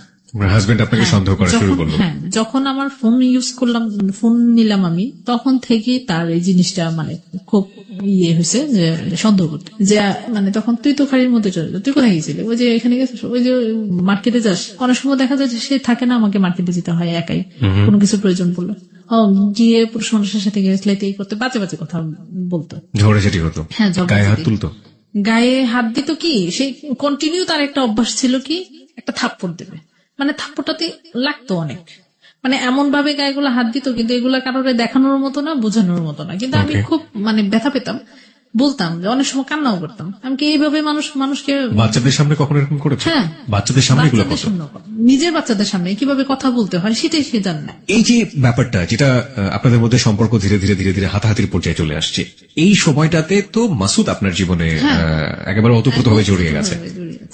আমি যদি আপনাকে ফ্র্যাঙ্কলি আপনার কাছ থেকে জানতে চাই, আপনার জীবনে লাভ কি এটাই, মানে লাভ, ফার্স্ট লাভ বলতে কি এই মাসুদই ছিল? এর আগে আপনি কোনো ছেলের সাথে প্রেমে পড়েননি? সুযোগই হয় না। একটা মেয়ে একটা ছেলেকে লাভ করছে যখন তার বেবি হয়ে গেছে, যখন তার সংসার হয়ে গেছে, তার আগে সুযোগ হয়নি কিংবা মন থেকে ফিলই করেনি। তার জীবনের ফার্স্ট লাভ, চিন্তা করে দেখুন, যারা এখানে শুনছেন, যারা অনেকে ম্যাচিউর, তারা জানেন যে জীবনের প্রথম লাভের প্রতি, ভালোবাসার প্রতি এফেকশনটা কতটা তীব্র হয়। আর এখানে এফেকশন প্লাস কত ধরনের অপরাধ, ভুল এবং একই সাথে কনফিউশন, অনিশ্চয়তা, কত কি যুক্ত হয়েছে এটার সাথে। হ্যাঁ, তারপর কি হলো? তারপর আস্তে আস্তে সে, তাকে যখন জানাতাম, সে এই যখনই আসতো, কি করতো না করতো আমার কাছ থেকে আবার জানতো, জানলে সে এখানে অনেক কথা বলতো, কি করতেছো তুমি, থাক কোনো কথা বলো না, আমাকে বোঝানোর চেষ্টা করতো, মানে হাজবেন্ডের ব্যাপারগুলো আপনি মাসুদের কাছে বলতেন? ওকে। আর তার সাথে সম্পর্ক হওয়ার পরে এমন কোনো কথা নাই যে সে জানে না আমার, মানে সবকিছু। আমি আরেকটা ব্যাপার কি, তাকে ভালোবেসেছি এমন ভাবে আমি কোনো কিছু তার কাছে গোপন করতে পারতাম না, কোনো কথা বলে যে না বলে থাকতেও পারতাম না। একটা জিনিস যেটা বলার দরকার ঠিক বলার, মানে ওইটাও মানে শেয়ার করতাম, বলতাম, সেও বলতো, এরকম। মানে সেও মনে হয় যে বাসায় বেশি তার কথা, এমন কথা আমি জানি, তার ওয়াইফ মনে আজ পর্যন্ত জানেন। মানে আমি যেরকম ভাবে চেয়েছিলাম আমার একটা লাইফ পার্টনার, সেও মনে হয় এরকম ভাবে এটা চেয়েছে, সে সবসময় বলতো। ওকে, তার ওয়াইফ কি তার লাভ ম্যারেজ ছিল? তার ওয়াইফের সাথে তার লাভ ম্যারেজ ছিল। এটা কেমন ধরনের লাভ ম্যারেজ আরেকটা বলি, সে ওয়াইফ তাকে পছন্দ করতো, কিন্তু সে আসলে একটা চাপে পড়ে বিয়েটা করছে, যেটা আমি it was his point of view, মানে সে আপনাকে হয়ে বলেছে, but it was love marriage. Okay fine, আমরা এটা জাস্টিফাই করতে যাবো না, বাট এটা লাভ ম্যারেজ ছিল। ওকে, নেসেসিটি নোজ নো ল, প্রয়োজন কোনো আইন মানে না, নিয়ম মানে না, ঠিক জানি না, তবে সেই প্রয়োজনটা যদি নন এথিক্যাল হয়, সেই প্রয়োজনটা যদি অন্যায় হয়, সেই প্রয়োজনটা যদি এমন হয় যে কারো কাছে সেটা নিজেকে গিল্টি, দোষী এবং অপরাধী করে দেবে নিজের বিবেকের কাছে, তবে সেই প্রয়োজনের কাছ থেকে দূরে থাকাটাও কিন্তু অনেক বড় একটা প্রয়োজন। হ্যাঁ, তারপর কি হলো? তারপর সবসময় শেয়ার করতাম নিজেদের সব পার্সোনাল ব্যাপারগুলি আমার, তো ও আমাকে সবসময় সান্ত্বনা দিত, বুঝাতো। আরেকটা ব্যাপার কি, যে ও আমাকে আসলে পরে লাইফ পার্টনারের মতোই সে আমাকে দেখা শুরু করে, যে আমি বিয়ে করবো তোমাকে, তুমি যদি তাকে ছেড়ে আসতে পারো আমি তোমাকে বিয়ে করবো, আমি তোমার সব দায়িত্ব নেবো। আমি বললাম যে এটা কখনোই সম্ভব না, তোমার সাথে তোমাকে আমি ভালোবাসি সেটা ঠিক আছে, কিন্তু মানে এক পর্যায়ে দুজন এক ধরনের ডিসিশনই নিলাম, কিন্তু তার মধ্যে আমার বান্ধবীর একটা বেবি হলো, ফার্স্ট বেবি প্রায় 3 থেকে 4 বছর পরে, তার বিয়ের 3 থেকে 4 বছর পরে বেবি হলো। হ্যাঁ, কনসেপ্ট করে তারপরে মানে আমার সাথে সম্পর্ক পরেই, তার অনেক পরেই তার মাসুদ বাবা হলো, হ্যাঁ, লতা মা হলো। ওকে, তো ওর এই সম্পূর্ণ জিনিস আমার উপর দিয়ে গেল। মানে আমি তাকে, তখন তো লতা আমাকে প্রচন্ড বিলিভ করতো, মনে হয় যে তার ফ্যামিলির মানুষ, তার শ্বশুর বাড়ির মানুষ একদিকে, আমি একদিকে, যে কোনো জিনিসে ওকে ডাকো, ওকে আনো, মানে তার প্রতিও যেন আমার একটা অন্যরকম মায়া ছিল লতার প্রতি। হ্যাঁ, লতার প্রতি। ওকে, তো ওই সবকিছু হসপিটালে নিয়ে এডমিশন করালাম, ওখানে তাকে দিয়ে আসা, কিন্তু রাতে কখনো থাকে না, এমনি আসা যাওয়া, ডেইলি 2-3 বার যাই তাকে দেখে আসতাম, এটা স্বাভাবিক, যেহেতু একটা সম্পর্ক ভালো, সেই আমাকে নিয়ে যেত। হ্যাঁ, নিয়ে যেত। অনেক সময় বলতো যে আজকে কি যাবা, বলছে হ্যাঁ, ওর একটু দেখে আসি, ঠিক আছে তুমি আসো, থেকে আমি নিয়ে যাবো। এক তো তার সাথে ঘোরা, আর মানে ঘোরা কি ওই পর্যন্তই, তো প্রায় সময় ও আমাকে নিয়ে যেত। তারপরে কন্টিনিউ তো তাদের সাথে আসা যাওয়া, বাসায় আসা যাওয়া, আমাদের বাসায় আসতো, তাদের এখানেও যেতাম, এরকম করতে করতে অনেক সময় এর মধ্যে যে একটা কথা বলো না, রত বেচা হলো, কলাও দেখা হলো, মানে ভালোবাসার সম্পর্কটা এরকম ছিল যে ওই যে আমিও তখন বলে যে ওইখানে গেলে হয়তো দেখতে পারবো, মানে সে আছে বাসায়, কোথায় আছে, বাসায় আছি, আজও বাসায়, আচ্ছা আজকে চলে আসো। ওই বিকালের দিকে আবার আমার এক ননদ আসে বেড়াতে। আপনারা যে ফ্রিকুয়েন্টলি কথা বলছেন, এটা কি লতা জানতে পারে ওই সময়টাতে? ও তার সামনে আবার অনেক সময় কথা বলতাম, মানে লতার সামনে। এটা লতা কিভাবে নিত? না, এটা কোনো ভালোবাসার কথা ছিল না, অনেক দুষ্টামি, লুডো খেলতাম তাদের বাসায়, এখানে কোনো মাইন্ড করার মতো কোনো কাজও করতাম না, আর মাইন্ড করার মতো কোনো কিছু হতো না। যাই হোক, এটা আস্তে আস্তে যখন এগোতে থাকে, আমাদের সম্পর্কটা ওরকম গভীর হতে থাকে, লাস্টে যখন ওর সাথে এই সম্পর্ক থাকাকালীন আমি অসুস্থ হয়ে যাই, অসুস্থ হওয়ার পরে তখন আমি আর নিজেকে কেয়ার করতে পারতেছিলাম না, তখন সবকিছু বন্ধ করে আমি আমার বাড়িতে চলে যাই, দেশের বাড়িতে। আমার আম্মা আসছিল, সে আমাকে ওরকম ভাবে মানে ডাক্তার ট্রিটমেন্টও করতে পারতেছি না, মানে একবার মরণাপন্ন অবস্থায়। তো আমি দেশের বাড়িতে চলে যাই, যাওয়ার পরে এক তো তার সাথে ঝগড়াঝাটি, এখন বুঝি কি যে আমি আর পারবো না তার সাথে, তো বাড়িতে চলে যাই। ওখানে যাওয়ার পরে সম্পূর্ণ ডিপেন্ডেন্ট হয়ে গেলাম আমার ফ্যামিলির উপর, ভাইয়া আছে, ওরা সম্পূর্ণ নিল। তো ওখান থেকে সুস্থ হওয়ার পরে আমি আর আসতে চাইলাম না, আমি আর মানে ব্যাক করতে চাচ্ছি না আমার হাজবেন্ডের কাছে, যে আমার আর ভালো লাগে না এই জীবন।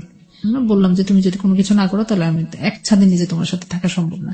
যাই হোক, এগুলো নিয়ে যেতে যেতে আমাদের প্রায় 3 বছর কেটে গেল। আমি বাড়িতে, হ্যাঁ, আমার ছেলে মেয়েকে নিয়ে ওখানে ভর্তি করাই দিই। তো এদিকে আবার হলো কি যে মাসুদ আমাকে দেখতে পারে না, যার জন্য সে একবার পাগল হয়ে গেছে। তার সাথে আমার আর দেখা হয় না, 1 বছর তার সাথে আমার আর কোনো দেখা হয় না আর কি।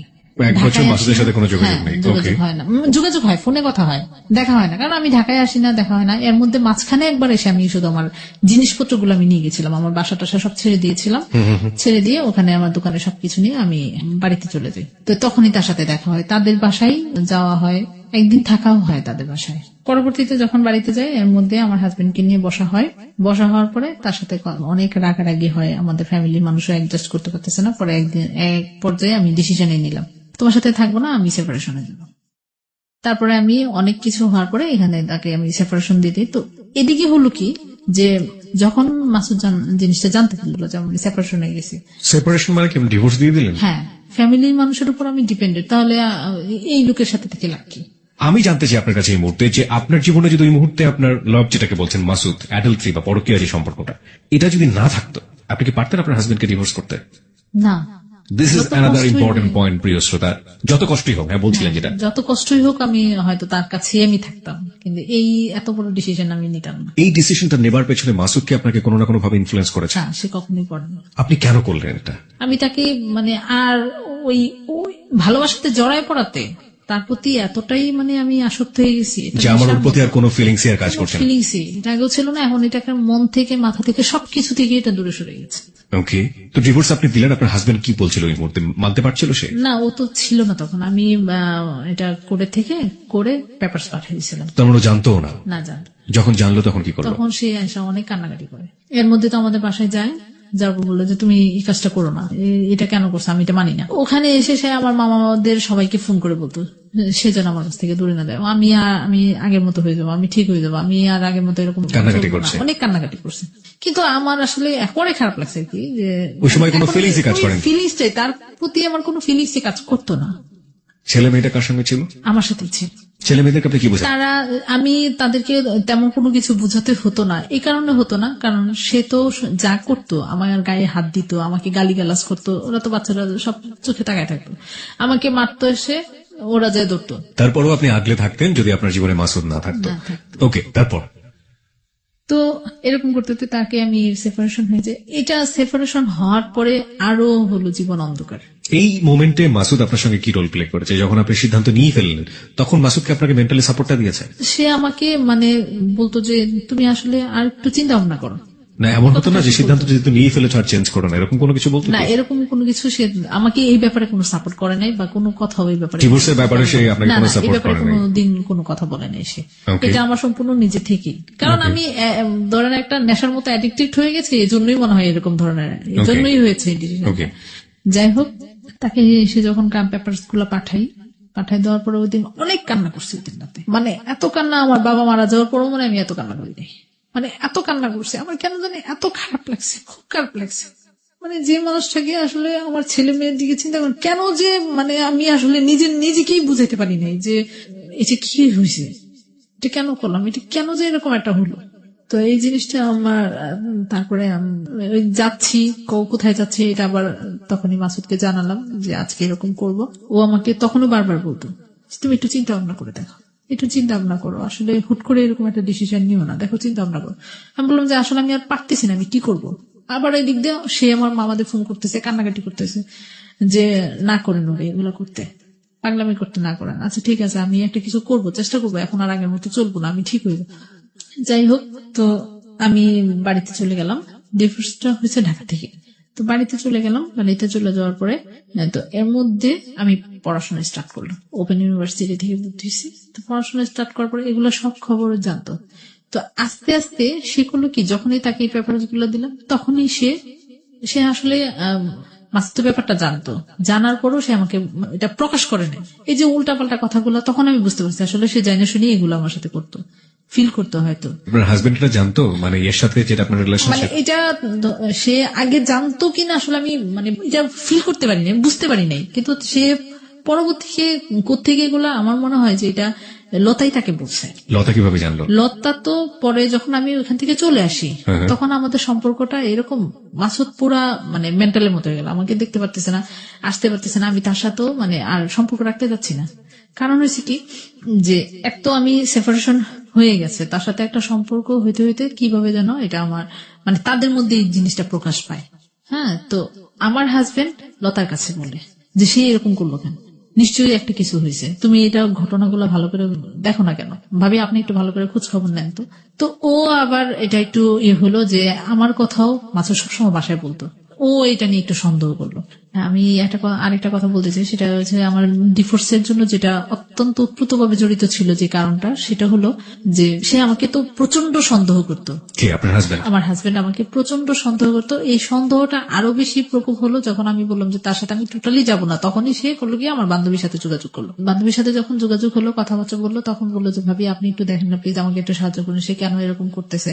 এই আস্তে আস্তে কথা ফুটতে ফুটতে তাদের মধ্যে এটা মাসুদের কথা থেকে এটা প্রকাশ পেল।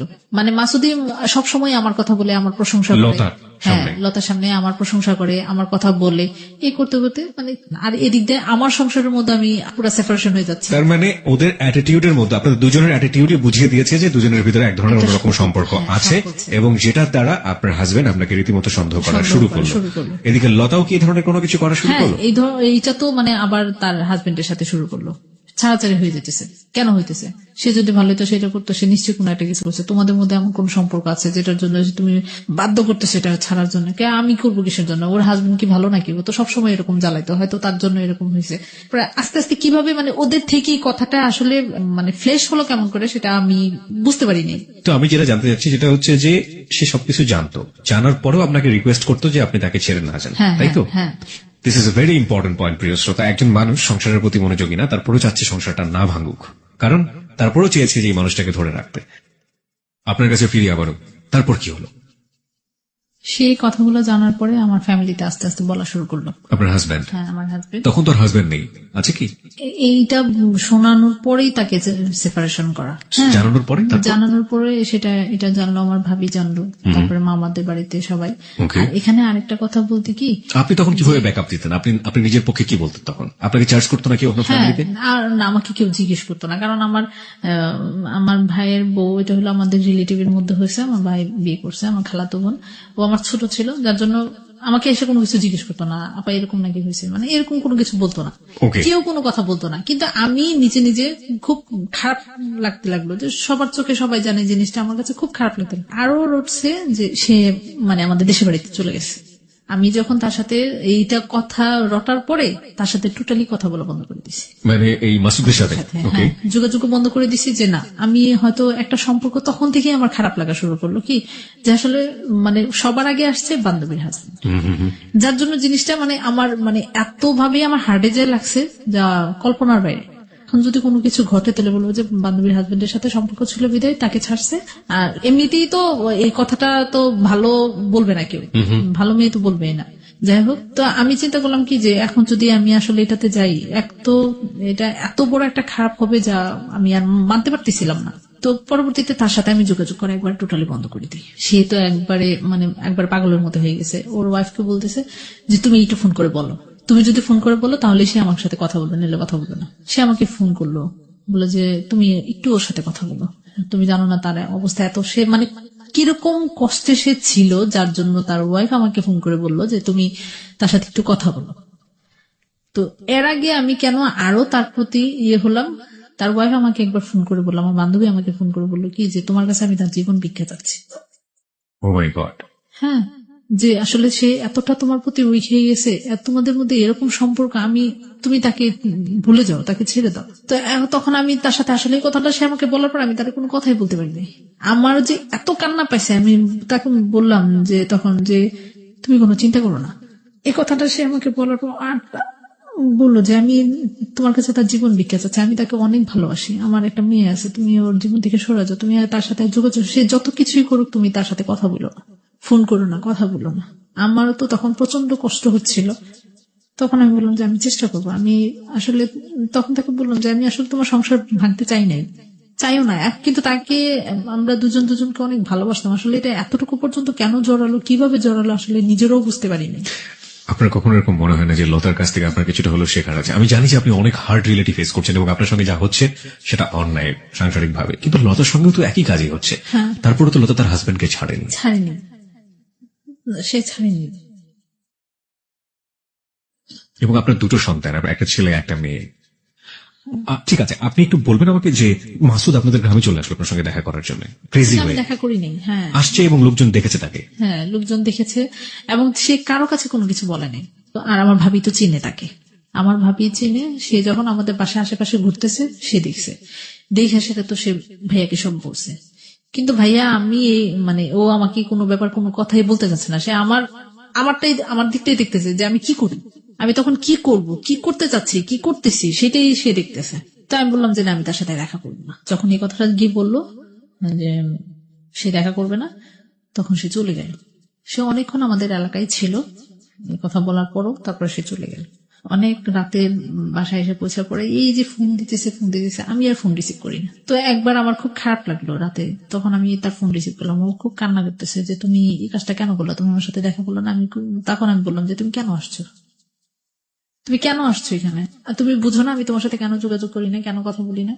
মানে আমি তখন চাচ্ছিলাম যে তার সাথে ওর জন্য, আমার বান্ধবীর কথাগুলোর জন্য আমার এই প্রতি আরো বেশি গিল্টি ফিল হইতে লাগলো, তার প্রতি আমার এতটাই কষ্ট লাগলো। আসলে আমি এটা কি করলাম, এদিক দিয়ে আমার বাড়িতে আরেকটা সমস্যা হলো কি, এই কথাগুলো জানার পরে ফ্যামিলিতে তো কেউ কোনো কিছু আমাকে বলেনি। আপা দুলাভাই এগুলো নিয়ে আমার সাথে খুব রাগারাগি করেছে, অনেক কিছুই বলেছে। তা আমি আবার আমার যেটা অন্যায় সেটা আমি স্বীকার করবো। এখন এমনকি কেউ যদি আমাকে কোনো কিছু বলে আমি কোনো কথা বলি না, যতটুকু বলার কারো মানে ইচ্ছা তার ক্ষোভটা সে প্রকাশ করে নিক, কারণ আমি তো অন্যায় করেছি, এজন্যই আমাকে বকতেছে। এই জন্য আমি কারোর কোনো কথাও বলিনি, কোনো শব্দ মানে কেউ কোনো প্রতিবাদ করিনি কোনো কথার। তো এদিক দিয়ে আমার বাড়িতে থাকাটা যেটা আমার দ্বিতীয় যে পর্যায়টা ওইটা এসে দাঁড়ালো, সেটার কারণ হলো আমার ভাইয়ের ওয়াইফ। এটা অনেকদিন আমি দুটো বেবি নিয়ে ওখানে ছিলাম, এইটাই পরবর্তীতে তাদের একটা, তারপরে আবার আমার হাজবেন্ডকে তখন ডিভোর্স দিয়ে দিই। ওগুলা কথাবার্তা নিয়ে অনেক ইয়ে হওয়ার পরে তারপরে ডিভোর্স পাওয়া অবস্থায় আপনার হাজবেন্ড এসে কান্নাকাটি করে আপনার কাছে যে ডিভোর্স করবে। হ্যাঁ, ফোন করছিলেন, হ্যাঁ ফোন করে কথাবার্তা বলে। এরপরেই কিন্তু মাসুদ আসে ডিভোর্স দেওয়ার পরে। ডিভোর্সের পরে মাসুদ আমাদের দেশের বাড়িতে যায়, অনেক ইয়ে করে। তখন আমার খুব খারাপ লাগছে আসলে। আমি তারপরেই আমার বান্ধবী আমার সাথে যোগাযোগ করে, আমার সাথে কান্নাকাটি করে। তখন আমি চিন্তা করলাম যে আসলে এটা কোনোদিনও সম্ভব না। আমার হাজবেন্ডকে ছাড়ার পরে মনে হয় আমি এটা এমন ভাবে ফিল করছি যে আসলে ওই কাজটা করাটা আমার ভুল ছিল, মাসুদের সাথে সম্পর্কটা এইভাবে হওয়া ভুল ছিল, এবং আমি আমার হাজবেন্ডকে ছাড়াটাও প্রচন্ড ভুল ছিল। কারণ আমরা কোনোটাই কোনো কিছু করতে পারবো না, না আমি তার কাছে কোনোদিন ব্যাক করতে পারবো মাসুদের জীবনে, আর তাকে আমি কখনো মানে মাসুদকে আমি কোনোদিনও আপন করে পাবো না। কতদিনের সম্পর্ক আপনাদের? প্রায় 3 বছর। 3 বছর ধরে এই ধরনের এফেকশন, ইলিউশন বা লাভ, হোয়াটএভার ইট ইজ, যেটাই বলি না কেন, সেটার মধ্যে একবারের জন্য মনে হয়নি এই কথাটা।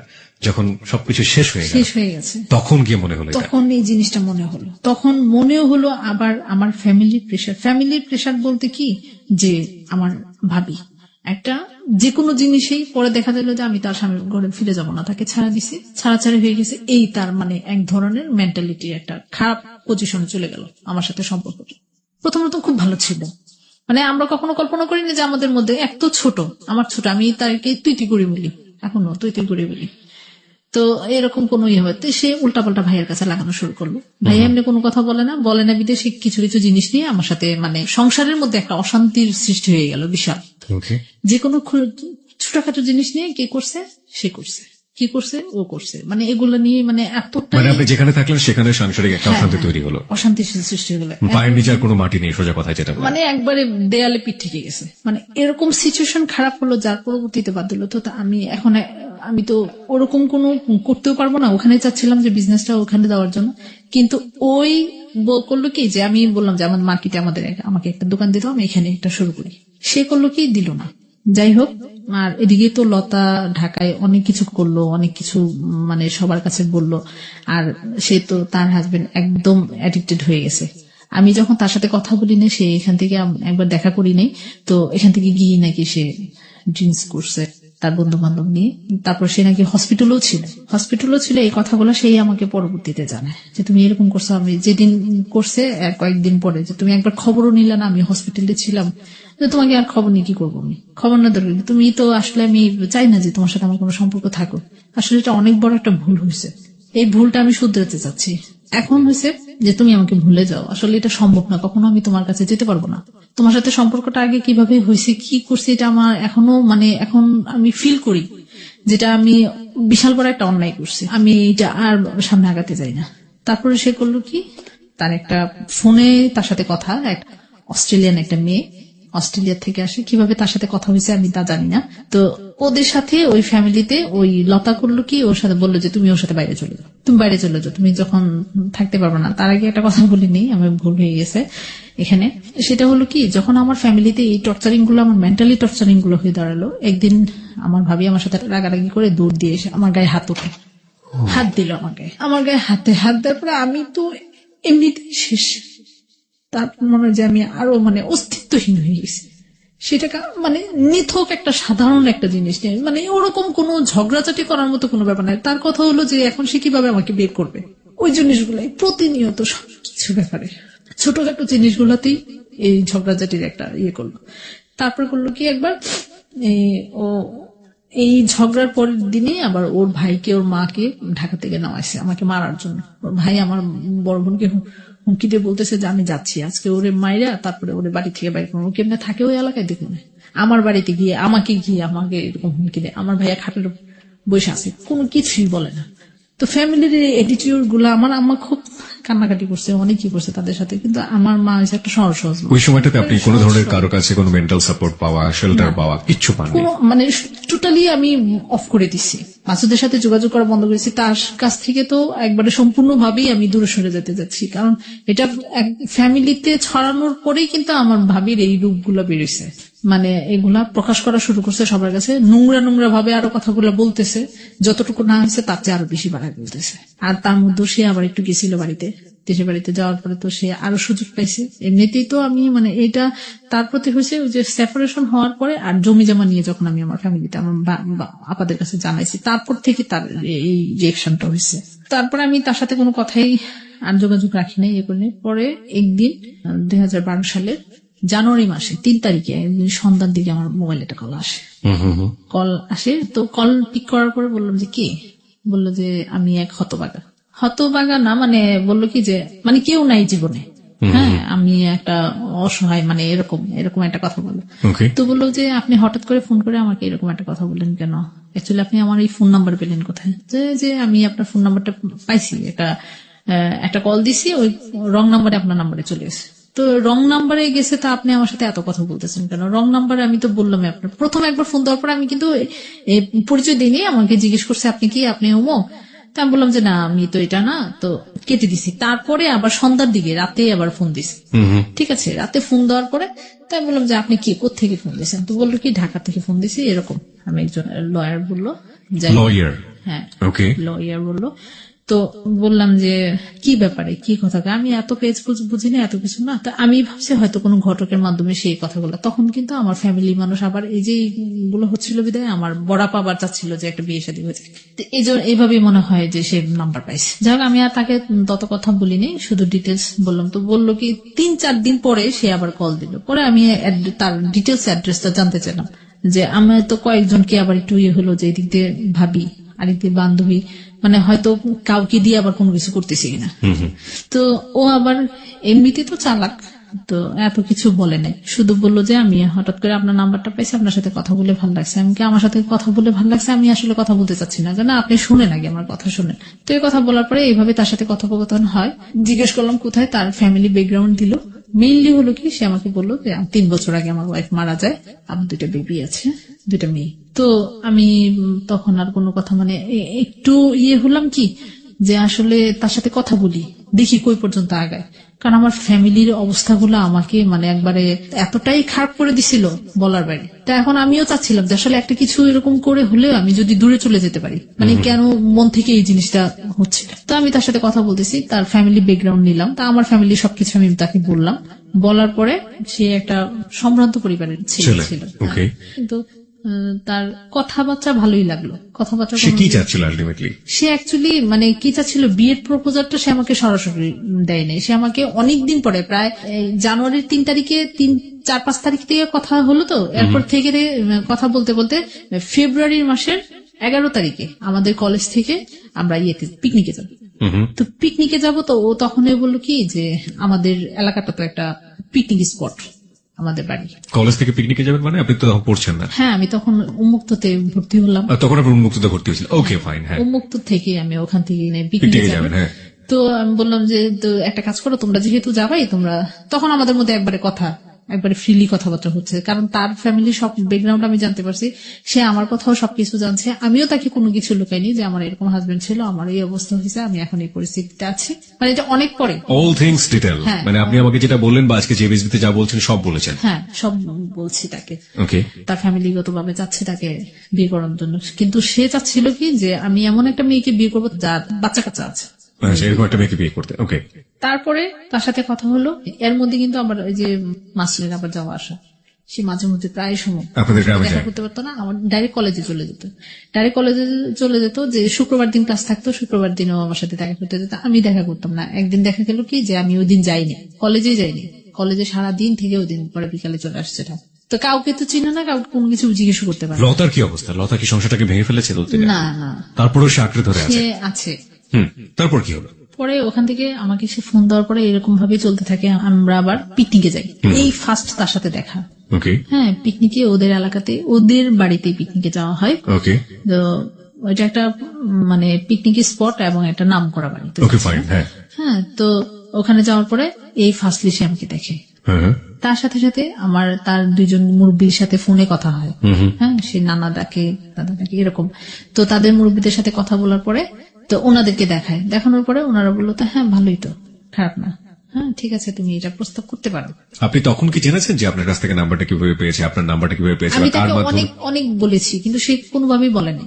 আচ্ছা। হ্যাঁ, তো আমি বললাম যে কিভাবে, বললো যে এমনি রং নাম্বারে চলে গেছে। সে আমাকে প্রথম ফোনটা করিয়ে একটা অন্য নামে ডাক দিল। ওকে ফাইন, সেটা তো আমরা প্রথমে বুঝেছি, কিন্তু পরবর্তীতে গিয়ে নিশ্চয়ই আপনি আবিষ্কার করতে পেরেছেন। এটা বিয়ের পরে আবিষ্কার করতে। মানে লোকটাকে আপনি বিয়ে করলেন কতদিন পরে বিয়ে করেছিলেন? মানে জানুয়ারির 3 তারিখে তো তার থেকে কথা শুরু হয়, তো ওই 2012 সালে 24শে এপ্রিল আপনি তাকে বিয়ে করলেন। এবং আপনি মন থেকে কি তাকে রিসিভ করেছিলেন নাকি শুধু একমাত্র ফ্যামিলির এই টর্চারিং এর কারণে? আমি ফ্যামিলি থেকে বাঁচতে চাইছিলাম, যে আসলে আমার এখানে আর থাকাটাই অসম্ভব হয়ে পড়ছিল, এবং যে কারণে আপনি বিয়েটা করলেন। হ্যাঁ, তারপরে আমি এই প্রস্তাবটা যখন সে আমাকে প্রায় 3-4 মাস পরে সে আমাকে প্রস্তাব দেয় যে আমি আসলে একই লাইনে আছি, আমাদের যেহেতু নাই, আমারও ওয়াইফ তো আমাকে তো বিয়ে করাবি, আর তোমাকে তার এইভাবে রাখবে না, তোমাকে তো বিয়ে দিবে, ঠিক আছে। আমাকে দেখানোর পরে সে আমাকে প্রস্তাবটা দিল। তো আমি বললাম কি যে এভাবে তো আর হয় না, আপনি একটা কাজ করেন, আপনি আমাদের বাড়িঘর এসে দেখে যান। হ্যাঁ, আমি যখন তাদের এখানে গেলাম, ওইটা দেখার পর দেখি যে আমরা ওই তুলনায় কোনো কিছুই না। তোকে বললাম কি যে আপনি এসে আগে দেখে যান, দেখে গিয়ে আমার ফ্যামিলি আছে, আমার মামারা আছে, বাবা যেহেতু নাই, তো আর আমার বড়াপ আছে, তাদের সাথে কথা বলেন। তো আমার এই কথা বলার অনেকদিন পরে সে আমাদের দেশে বাড়িতে গেল। ও তো আগেই বললো যে আমি শুধু একমাত্র বিয়ে করবো একটা মেয়ে, আমি তোমাকে বিয়ে করবো, তোমার কোনো কিছু আমার দেখার দরকার নেই।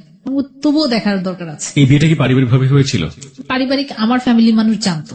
এখানেও আমি একটা প্রতারিত হই। সে বলেছে তার ফ্যামিলি মানুষ তাকে, ফ্যামিলি মানুষ সবাইকে জানাইছে, কিন্তু তার ফ্যামিলি মানুষ ওরা ওদেরকে বলছে, ঠিক আছে, কিন্তু তারা কেউ এটা অ্যাকসেপ্ট করে নাই।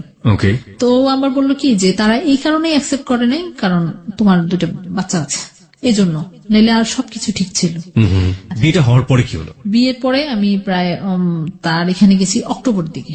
তো ওইখানে বাসায় দেখি যে বিভিন্ন ধরনের বিভিন্ন সমস্যা, ওখানে তো তারা মানবেই না, এই বিয়ে তারা অ্যাকসেপ্টই করে নাই, তো আনুষ্ঠানিক ভাবে কোনো কিছু হবে না। তখন সে আমাকে অনেক বুঝালো, ঠিক আছে বাদ দেবে, বলো আমাদের তো এখনো বয়স হয়ে গেছে, এত কিছু আর করার দরকার নেই, সংসার করবো এখন আমরা করবো, আমাদের ছেলে মেয়েরা মানুষ হবে, বড় হবে। তাদের মেয়ে কত বড় বড় ছিল?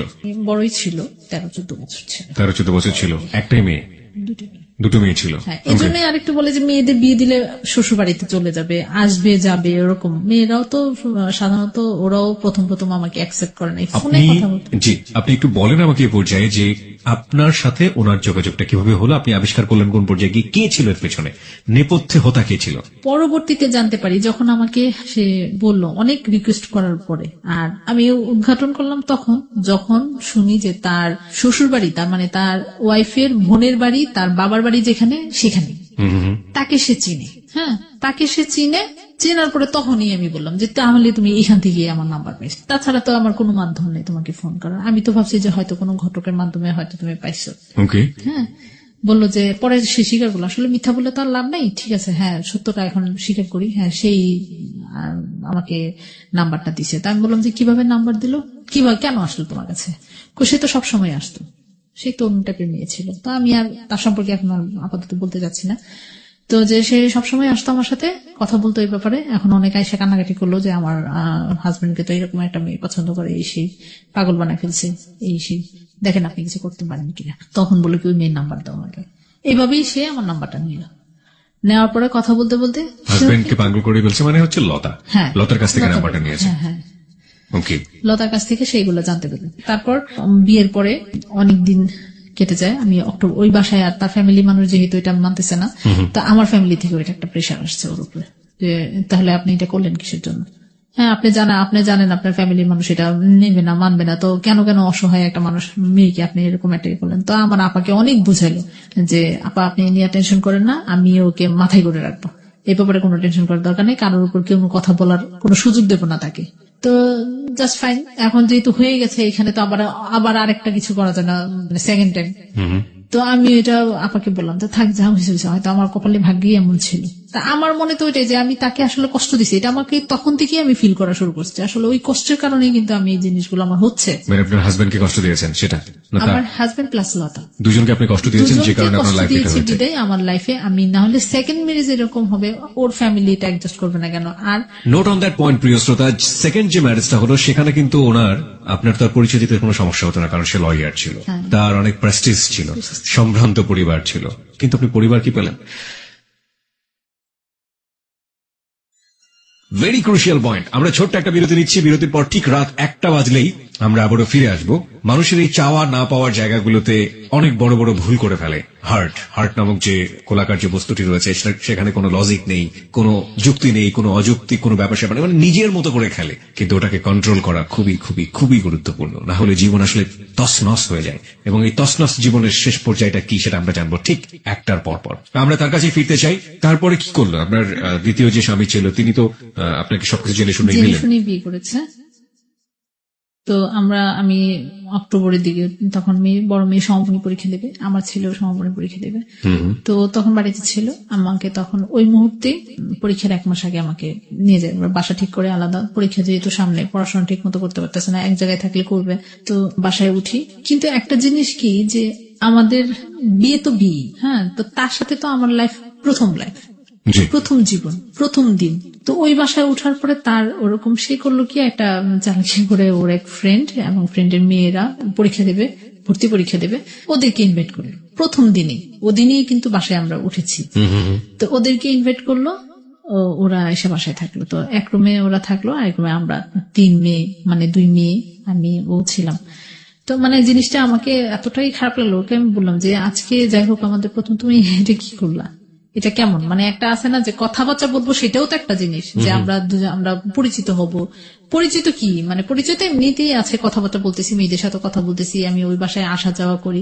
কিন্তু নতুন বাসা, নতুন নিয়েছি, একটু গুছানোর ব্যাপার আছে। একটা হুট করে মেহমান নিয়েছে, আমি জিনিসপত্র কিভাবে রান্না করব, কি দিয়ে রান্না করব, কি করব না করব, সবকিছুর তো একটা মেন্টাল ব্যাপার আছে। কোনো কিছুই তো আমি করতে পারলাম, কোনো সমস্যা হবে না। অ্যাকচুয়ালি তার মেন সমস্যা হলো যে, যেটা আমি পরবর্তীতে জানতে পারি, সে একটা মেয়েকে বিয়ে করে, খ্রিস্টান মেয়ে। তার প্রথম ওয়াইফ থাকাকালীন তাদের বাসায় কাজ করতো মেয়েটা, খ্রিস্টান একটা মেয়ে, ওই বাড়িতে আসা যাওয়া করতো। তার ওয়াইফ আবার নিতান্ত একটা ভালো মানুষ ছিল, অনেক ভালো। তার ফ্যামিলিতে তার যতটুকু ব্যাকগ্রাউন্ড, আমি তার এগুলো যেভাবে বের করেছি, ওনার এগুলো আমি সব কিছু জানছি। এবং ফ্যামিলি মানুষের কাছ থেকে, আমার জালের কাছ থেকে, ওনার কাছ থেকেও তার প্রশংসা সবসময় প্রতিনিয়ত শুনতাম। আমার শাশুড়ি সবসময় কান্নাকাটি করতো। আপনি কি জানলেন ওই রাতে? যে সে ওই রাতে জানি নাই, মানে এটা জানছি পরে। সে মানে খ্রিস্টান একটা বউদার ছিল, মানে ওর ওয়াইফ থাকাকালীন তাকে বিয়ে করে, না মানে পরকীয়া ভাবে তাদের সাথে এরকম সম্পর্ক, মানে অনেক একবারে জটিল ঘটনা ওগুলা। ওর কারণেই তার প্রথম ওয়াইফ মারা যায়। তারপরে খ্রিস্টান ওয়াইফ থাকা অবস্থায় আপনাকে আবার বিয়ে করেছে, কিন্তু তাকে জানা নেই। কিন্তু তাকে এমন ভাবে আমাকে সম্পূর্ণ, আমি ওখানে যে বুঝতে পারি যেটা আমাকে সম্পূর্ণ সে ইউজ করছে, সন্তানদের জন্য আমাকে ব্যবহার করছে। তাদের বাসায় এখন একটা মানুষের দরকার, ওই বাসায় সে থাকতে পারতেছে না তার ফ্যামিলির সাথে, কারণ এগুলো নিয়ে প্রতিনিয়ত তাকে কথা বলছে, তাকে বিয়ে করার কথা বলছে, সে করতেছে না। ওই যে এমন একটা তাকে বিয়ে করার কথা বলছে, মানে আমার সেকেন্ড হাজবেন্ডকে। ওনার সাথে তো আপনার বিয়ে হয়ে গেল, ফ্যামিলি তো জেনে জানাজানি হয়ে গেল, তারপর আবার তার সাথে তার কার বিয়ের কথা বলছে? আগে থেকে ওইখান থেকে বের করে দেওয়ার জন্য, সে সংসার করার জন্য তাকে প্রেশার দেওয়া হচ্ছিল। কিন্তু সে এমন একটা, আমার মতো এমন একটা মেয়ে, বোকা মেয়ে খুঁজে পাচ্ছিল না, যে তার ছেলে মেয়ে আছে, ওইটাই তার একটা, আমার একটা দুর্বল পয়েন্ট। সে ভাবছে যে এটা আমার একটা দুর্বল, যে আমার বাচ্চাদের জন্য বাধ্যতামূলক। আরেকটা হচ্ছে যে সেটা আগে থেকেই লতার সাথে তার পরিচয়, লতার কাছ থেকে সে সব খবর জেনেছে। তো এর চেয়ে দুর্বল জিনিস তার নাই। আলটিমেটলি আপনার গৃহ পরিচারিকা যেটাকে বলে, এক ধরনের সার্ভ করার একটা মানুষ দরকার ছিল, সেভাবে আপনাকে নিয়ে গেছে। ওকে, তারপর কি হলো? তো ওখানে আস্তে আস্তে মানে সবার সাথে পরিচয় করাই দিচ্ছে, জানাচ্ছে। কিন্তু এদিক দিয়ে দেখা যায় কি, যে সে বাসায় যদি, ঢাকায় যদি থাকতেছে 2 দিন, 3 দিন সে দেশে থাকতেছে। কি ব্যাপার, আমি এখানে নতুন আসলাম, আমি চিনি না জানি না। তুমি মানে একটা আছে না যে একটা ভালোবাসার ওরকম কোনো কিছুই তার কাছে পাচ্ছিলাম। তো আস্তে আস্তে আমি বড় মেয়ের কাছেই জানতে পারলাম তোমার আম্মু কিভাবে মারা গেল। মানে কারণ সে তো তখন একটু বুঝি, ক্লাস 3-তে না 4-এ তখন পরে, তখন তার মা মারা যায়। তো ওর কাছে আস্তে আস্তে জানতে পরে এগুলা সে ডিটেলস আমাকে সব বললো, যে আর আমাকে আম্মু বলেই ডাকতো। পরবর্তীতে তার আম্মু বলে আমার সাথে অনেকটা ফ্রি হয়ে গেছিল, আর ছোট মেয়ে তো একবার পাগল, কোনো কিছু হলে আম্মু। আর বড় মেয়ে হয়েছে কি, সে তো অনেক কিছু বুঝে, যখন ওর ফ্যামিলিতে যেত, ফ্যামিলিরা উল্টাপাল্টা একটু কথা বলে আইসা আমার সাথে দুদিন কথা বলতো না। পরে আবার দেখা গেল যে আসলে তারা যে কথাগুলো বলতেছে তার কোনো কিছুই না, আমি তো তাদের সাথে ফ্রিলি। তো যখন আমি এটা জানতে পারি যে তার একটা খ্রিস্টান আছে, তখন আমি বললাম যে তুমি আমাকে এই জিনিসটা জানালে না, তুমি জানো যে আমার সন্তান আছে, আমি তাদের জন্য যেভাবে হোক কোনো কথা তো আমার লুকাই নেই। তুমি যদি আমাকে তখন বলতা যে আমার এটা আছে, তুমি কি মাইনে থাকতে পারবা? আমার প্রথম স্ত্রী কিন্তু এইভাবেই মানতে পারে নাই, সে চলে গেছে ভিতরে ভিতরে। তাই এখন তুমি কি চাও যে আমি এটা ভিতরে ভিতরে যন্ত্রণা সহ্য করে এরকম একদিন সরে যাই? তা আমার তো মরতে কোনো ইয়ে ছিল না, কিন্তু আমার সন্তানদের জন্য আমি এত বড় কাজ করতে পারবো না। আর আমার কোনো ইচ্ছাও নাই যে আমি সুসাইড করবো, মরবো, ওগুলা তুমি চিন্তা করো না। ভদ্রলোকের প্রথম ওয়াইফ সুইসাইড করেছিল। সুসাইড কি, এটা নিতান্ত একবারে একটা হত্যাই বলা হয়। কারণ মানে যতটুকু আমি তার বড় মেয়ের কাছ থেকে জানতে পেরেছি, যেদিন উনি মারা যায়, উনি ডায়াবেটিসের রোগী ছিলেন, তো ওনার প্রতি কোনো কেয়ারই তার ছিল না। হ্যাঁ, আর ওনার এই ঘটনাগুলি দেখতে দেখতে উনিও মানে নিজের প্রতি একটা, নিজের জীবনের প্রতি একটা মানে বাঁচার একটা তাগিদ সে হারাই গেছে। যে আপনি সেকেন্ড যে মানুষটার কাছে গেলেন একটা নিজের পায়ের নিচে মাটি খুঁজে পাওয়ার জন্য, সেটা আলটিমেটলি ছিল না। আপনি কি তার সাথে এখন ঘর সংসার করছেন? না না না, তার সাথে, তার মানে তার সাথে আপনার ডিভোর্স হয়ে গেছে। কবে নাগাদ আপনি সিদ্ধান্ত নিলেন আপনি ডিভোর্স করার জন্য? এটা হলো এই বছর রোজার ঈদের আগে। এবছর প্রথম রোজায় আমি ওখান থেকে, এবছর মানে 2013 সালে, 2013 সালের প্রথম রোজায় 3 দিন আগে থেকেই এগুলা নিয়ে কঠিন ঝগড়া। হ্যাঁ, তুমি জানালে না কেন? সে ওখানে মানে ওই মহিলা জানতে পারছে, জানার পরে তার উপর খুব প্রেশার। সে নাকি বলতেছে যে তুমি আমাকে ছেড়ে তালাক দিয়ে তারপর তুমি ওর সাথে সংসার করবে, তার ছাড়া পারবা না। তো ও তো কোনো মতেই তাকে ছাড়বে না, সে কোনো মতেই ছাড়বে না, সে আমাকে ছেড়ে দিতে রাজি আছে, কিন্তু তাকে সে ছাড়বে। তো ওই মহিলা কেন সংসারে আসতে, কোন সমস্যা কি? তার রিলিজিয়নের জন্য? হ্যাঁ, রিলিজনের জন্য। আরেক হয়েছে যে সে হলো তাদের বাড়িতে কাজের মেয়ে ছিল, সোশ্যাল স্ট্যাটাসের জায়গা থেকে মানতে পারছে না। আপনি যখন সিদ্ধান্ত নিয়েই ফেললেন যে আপনি তাকে ডিভোর্স দিয়ে দিবেন, তারপরে আপনি কি করলেন? না, এর ডিভোর্স নেওয়ার জন্য সিদ্ধান্ত নিছি। এর আগে দিয়ে একটা ঘটনা হলো কি, সে ওখান থেকে আসার পরে আমার তখন পরীক্ষা চলছিল, তো শুক্রবারে পরীক্ষা দিয়ে ওই দিন আমি আবার ঢাকায় বেক করছি। তো সকালবেলা, শনিবারে সকালবেলা আমাকে বড় মেয়ে বলতেছে যে আম্মু, আপুর ছোট মেয়েটার খুব জ্বর। তাই আমি বললাম যে জ্বর, আমি চলে আসতেছি। তো ওদিন জ্বর বিধায় আমি যখন বাসায় যাই, তখন রাতে আমি তাকে ফোন দিই, তখন সে ওই মহিলার কাছে ছিল। তখন আমি তাকে ফোন দিই, সে আমার ফোন রিসিভ করে না। তখন আমি ওই মহিলার নাম্বারে ফোন দিই। ফোন দেওয়ার পরে আমি বললাম যে ওর বাবাকে দেন। বললো যে আমি কি তোর সাথে কন্ট্যাক্ট করছি নাকি, মানে এরকম বাজে বাজে কথা বললো।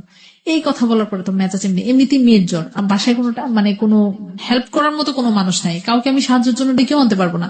তো এই কথা বলার পরে সে ওখান থেকে তার কাছ থেকে ফোনটা নিয়ে সে আমাকে মানে অনেক গালিগালাজ করলো। তো আমি রাত্রেবেলা খুব কান্নাকাটি করতেছি। ওই কথা বলার পরে ওই মহিলা আবার তার উপর ভীষণ প্রেশার, তাদের মধ্যে বিশাল ঝগড়াঝাটি হয়েছে। হওয়ার পরে সে রাতেই চলে আসছে ঢাকায়। বাসায় আসার পরে রাত্রে কোনো কথা বলে না, তা আমি কোনো কিছু বলি না। আমি আবার যখন কুমিল্লা যাই, তখন আবার ওই মহিলাকে একসময় রাতে বাসায় নিয়ে আসে, দেখানোর জন্য, তাকে কনভিন্স করার জন্য যে বিয়ে করছে, মানানোর জন্য বিভিন্ন ভাবে। তো এই জিনিসগুলা বড় মেয়ে বাসায় যখন আমরা ঢুকি, তখন এই জিনিসগুলা সে মানে কেমন যেন লাগতেছে, বিভিন্ন জায়গায় একটা জায়গার মধ্যে ব্লাড লেগে আছে, মানে বিভিন্ন কিছু সে চোখে পড়ছে এবং আমাকে জিজ্ঞেস করছে। আমার তো এমনি মেজাজ খারাপ। তখন আমি এই জিনিসগুলা দেখে তখন আমি বললাম আসলে ব্যাপারটা কি, বাসায় তো কেউ আসছিল, বাসায় তো এর মধ্যে একদিনের মধ্যে তো কেউ আসার কথা না। তো ওই দিন রাতে আমাকে অনেক মারধর করে, মেয়ের সাথে মেয়েকে অনেক মারে, আবার বিভিন্ন কথাবার্তা বলে। তো প্রথম রোজার দিনই সকালবেলা আমি করি কি, আমাদের বাসায় চলে আসি। হ্যাঁ, আমাদের বাসায় চলে আসি। তো এর মধ্যে দেখি কি, সে আর কোনো ফোন টোন করে না, কোনো কথাও বলে না। আর একজনের মাধ্যম ছিল, ওনার মাধ্যমে আমি যখন খোঁজ খবর নিতে গেলাম, তখন তার কাছে শুনি বিভিন্ন ধরনের মানে বাজে কথা, যে এই সেই অনেক ধরনের বাজে বাজে কথা। এই কথাগুলো শুনে আমার পুরা প্রশ্নই ওঠে না, আমি এই মানুষের সাথে আর থাকতে পারবো না। মানে আমার কেন যেন একটা মানে এরকম ভাবে একটা অভুক্তি চলে আসছে। মানে এক তো আমি ছেলে মেয়েকে ছাড়া কষ্ট থাকি, আর একটা ঘটনা হয়েছে কি, এখানে আমি একটা ছোট্ট করে একটা জিনিস বলতে চাই। একদিন তার মেয়েও আমার গায়ে হাত উঠাইছে, বড় মেয়ে। ছোট মেয়েটা কান্নাকাটি করে ওরে মারতেছে বিদায় আছে, আমি ওকে যখন আটকে দিয়েছি, সে ঠাস করে আমার গালের মধ্যে একটা চল। তো এই ছোটখাটো জিনিস তার ফ্যামিলিতে মেয়েদের এরকম জিনিসটা তার প্রতি থেকেও যেমন আসতেছে, এরকম ঘটনাগুলো তার মেয়েদের প্রতি, ওদেরকে কনভিন্স করে আসি, আবার তার এগুলো সহ্য করতে হচ্ছে। এই জিনিসগুলা মিলিয়ে আমি একবারে পুরা হয়ে গেছি। সিদ্ধান্ত নিলেন আপনি ডিভোর্স দিয়ে দিলেন এবং আপনি ডিভোর্স দিলেন। দিয়ে দিলাম। দেওয়ার পরে এখন আপনি 2014 সালে আছেন, এই জায়গাটায় দাঁড়িয়ে আছেন। রাইট নাও আপনার সিচুয়েশনটা কি? এখন আমার প্রথম হাজবেন্ড ওখানে থাকাকালীন যখন আমি এই সিচুয়েশন গুলো ফিল করতেছিলাম, তখন এর মধ্যে সে যোগাযোগ করার অনেক চেষ্টা করে। একবার তার সাথে আমার কন্ট্যাক্ট হয়, তো আমি মানে এতটাই হয়েছিলাম যে তখন তাকে একদিন বলেই ফেললাম যে আসলে এরকম আমি কোনো কিছু আমি আর আমার সন্তানদের ছাড়া আমি থাকতে পারবো না। তাকে তার ওই ব্যাপারে কোনো কিছু আমি বলি। আপনার সন্তান কোথায় থাকতো ওই সময়টাতে? আমার মার কাছে থাকতো। ওকে। হ্যাঁ, মার কাছে থাকতো।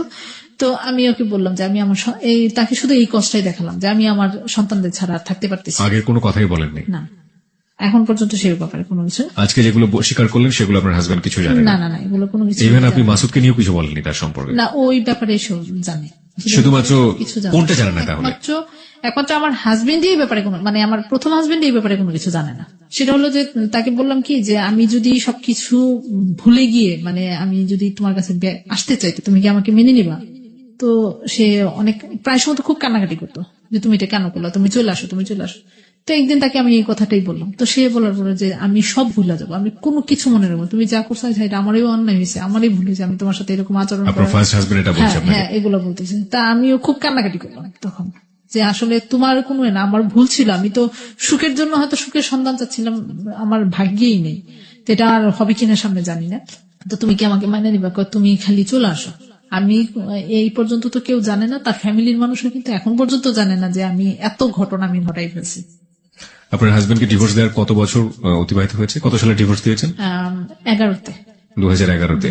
2011 তার 2 বছর। তার হাজবেন্ড মানে আপনার, কিন্তু ওখান থেকে আমি ঢাকা থেকে তার সাথে সেপারেশন 9 থেকে।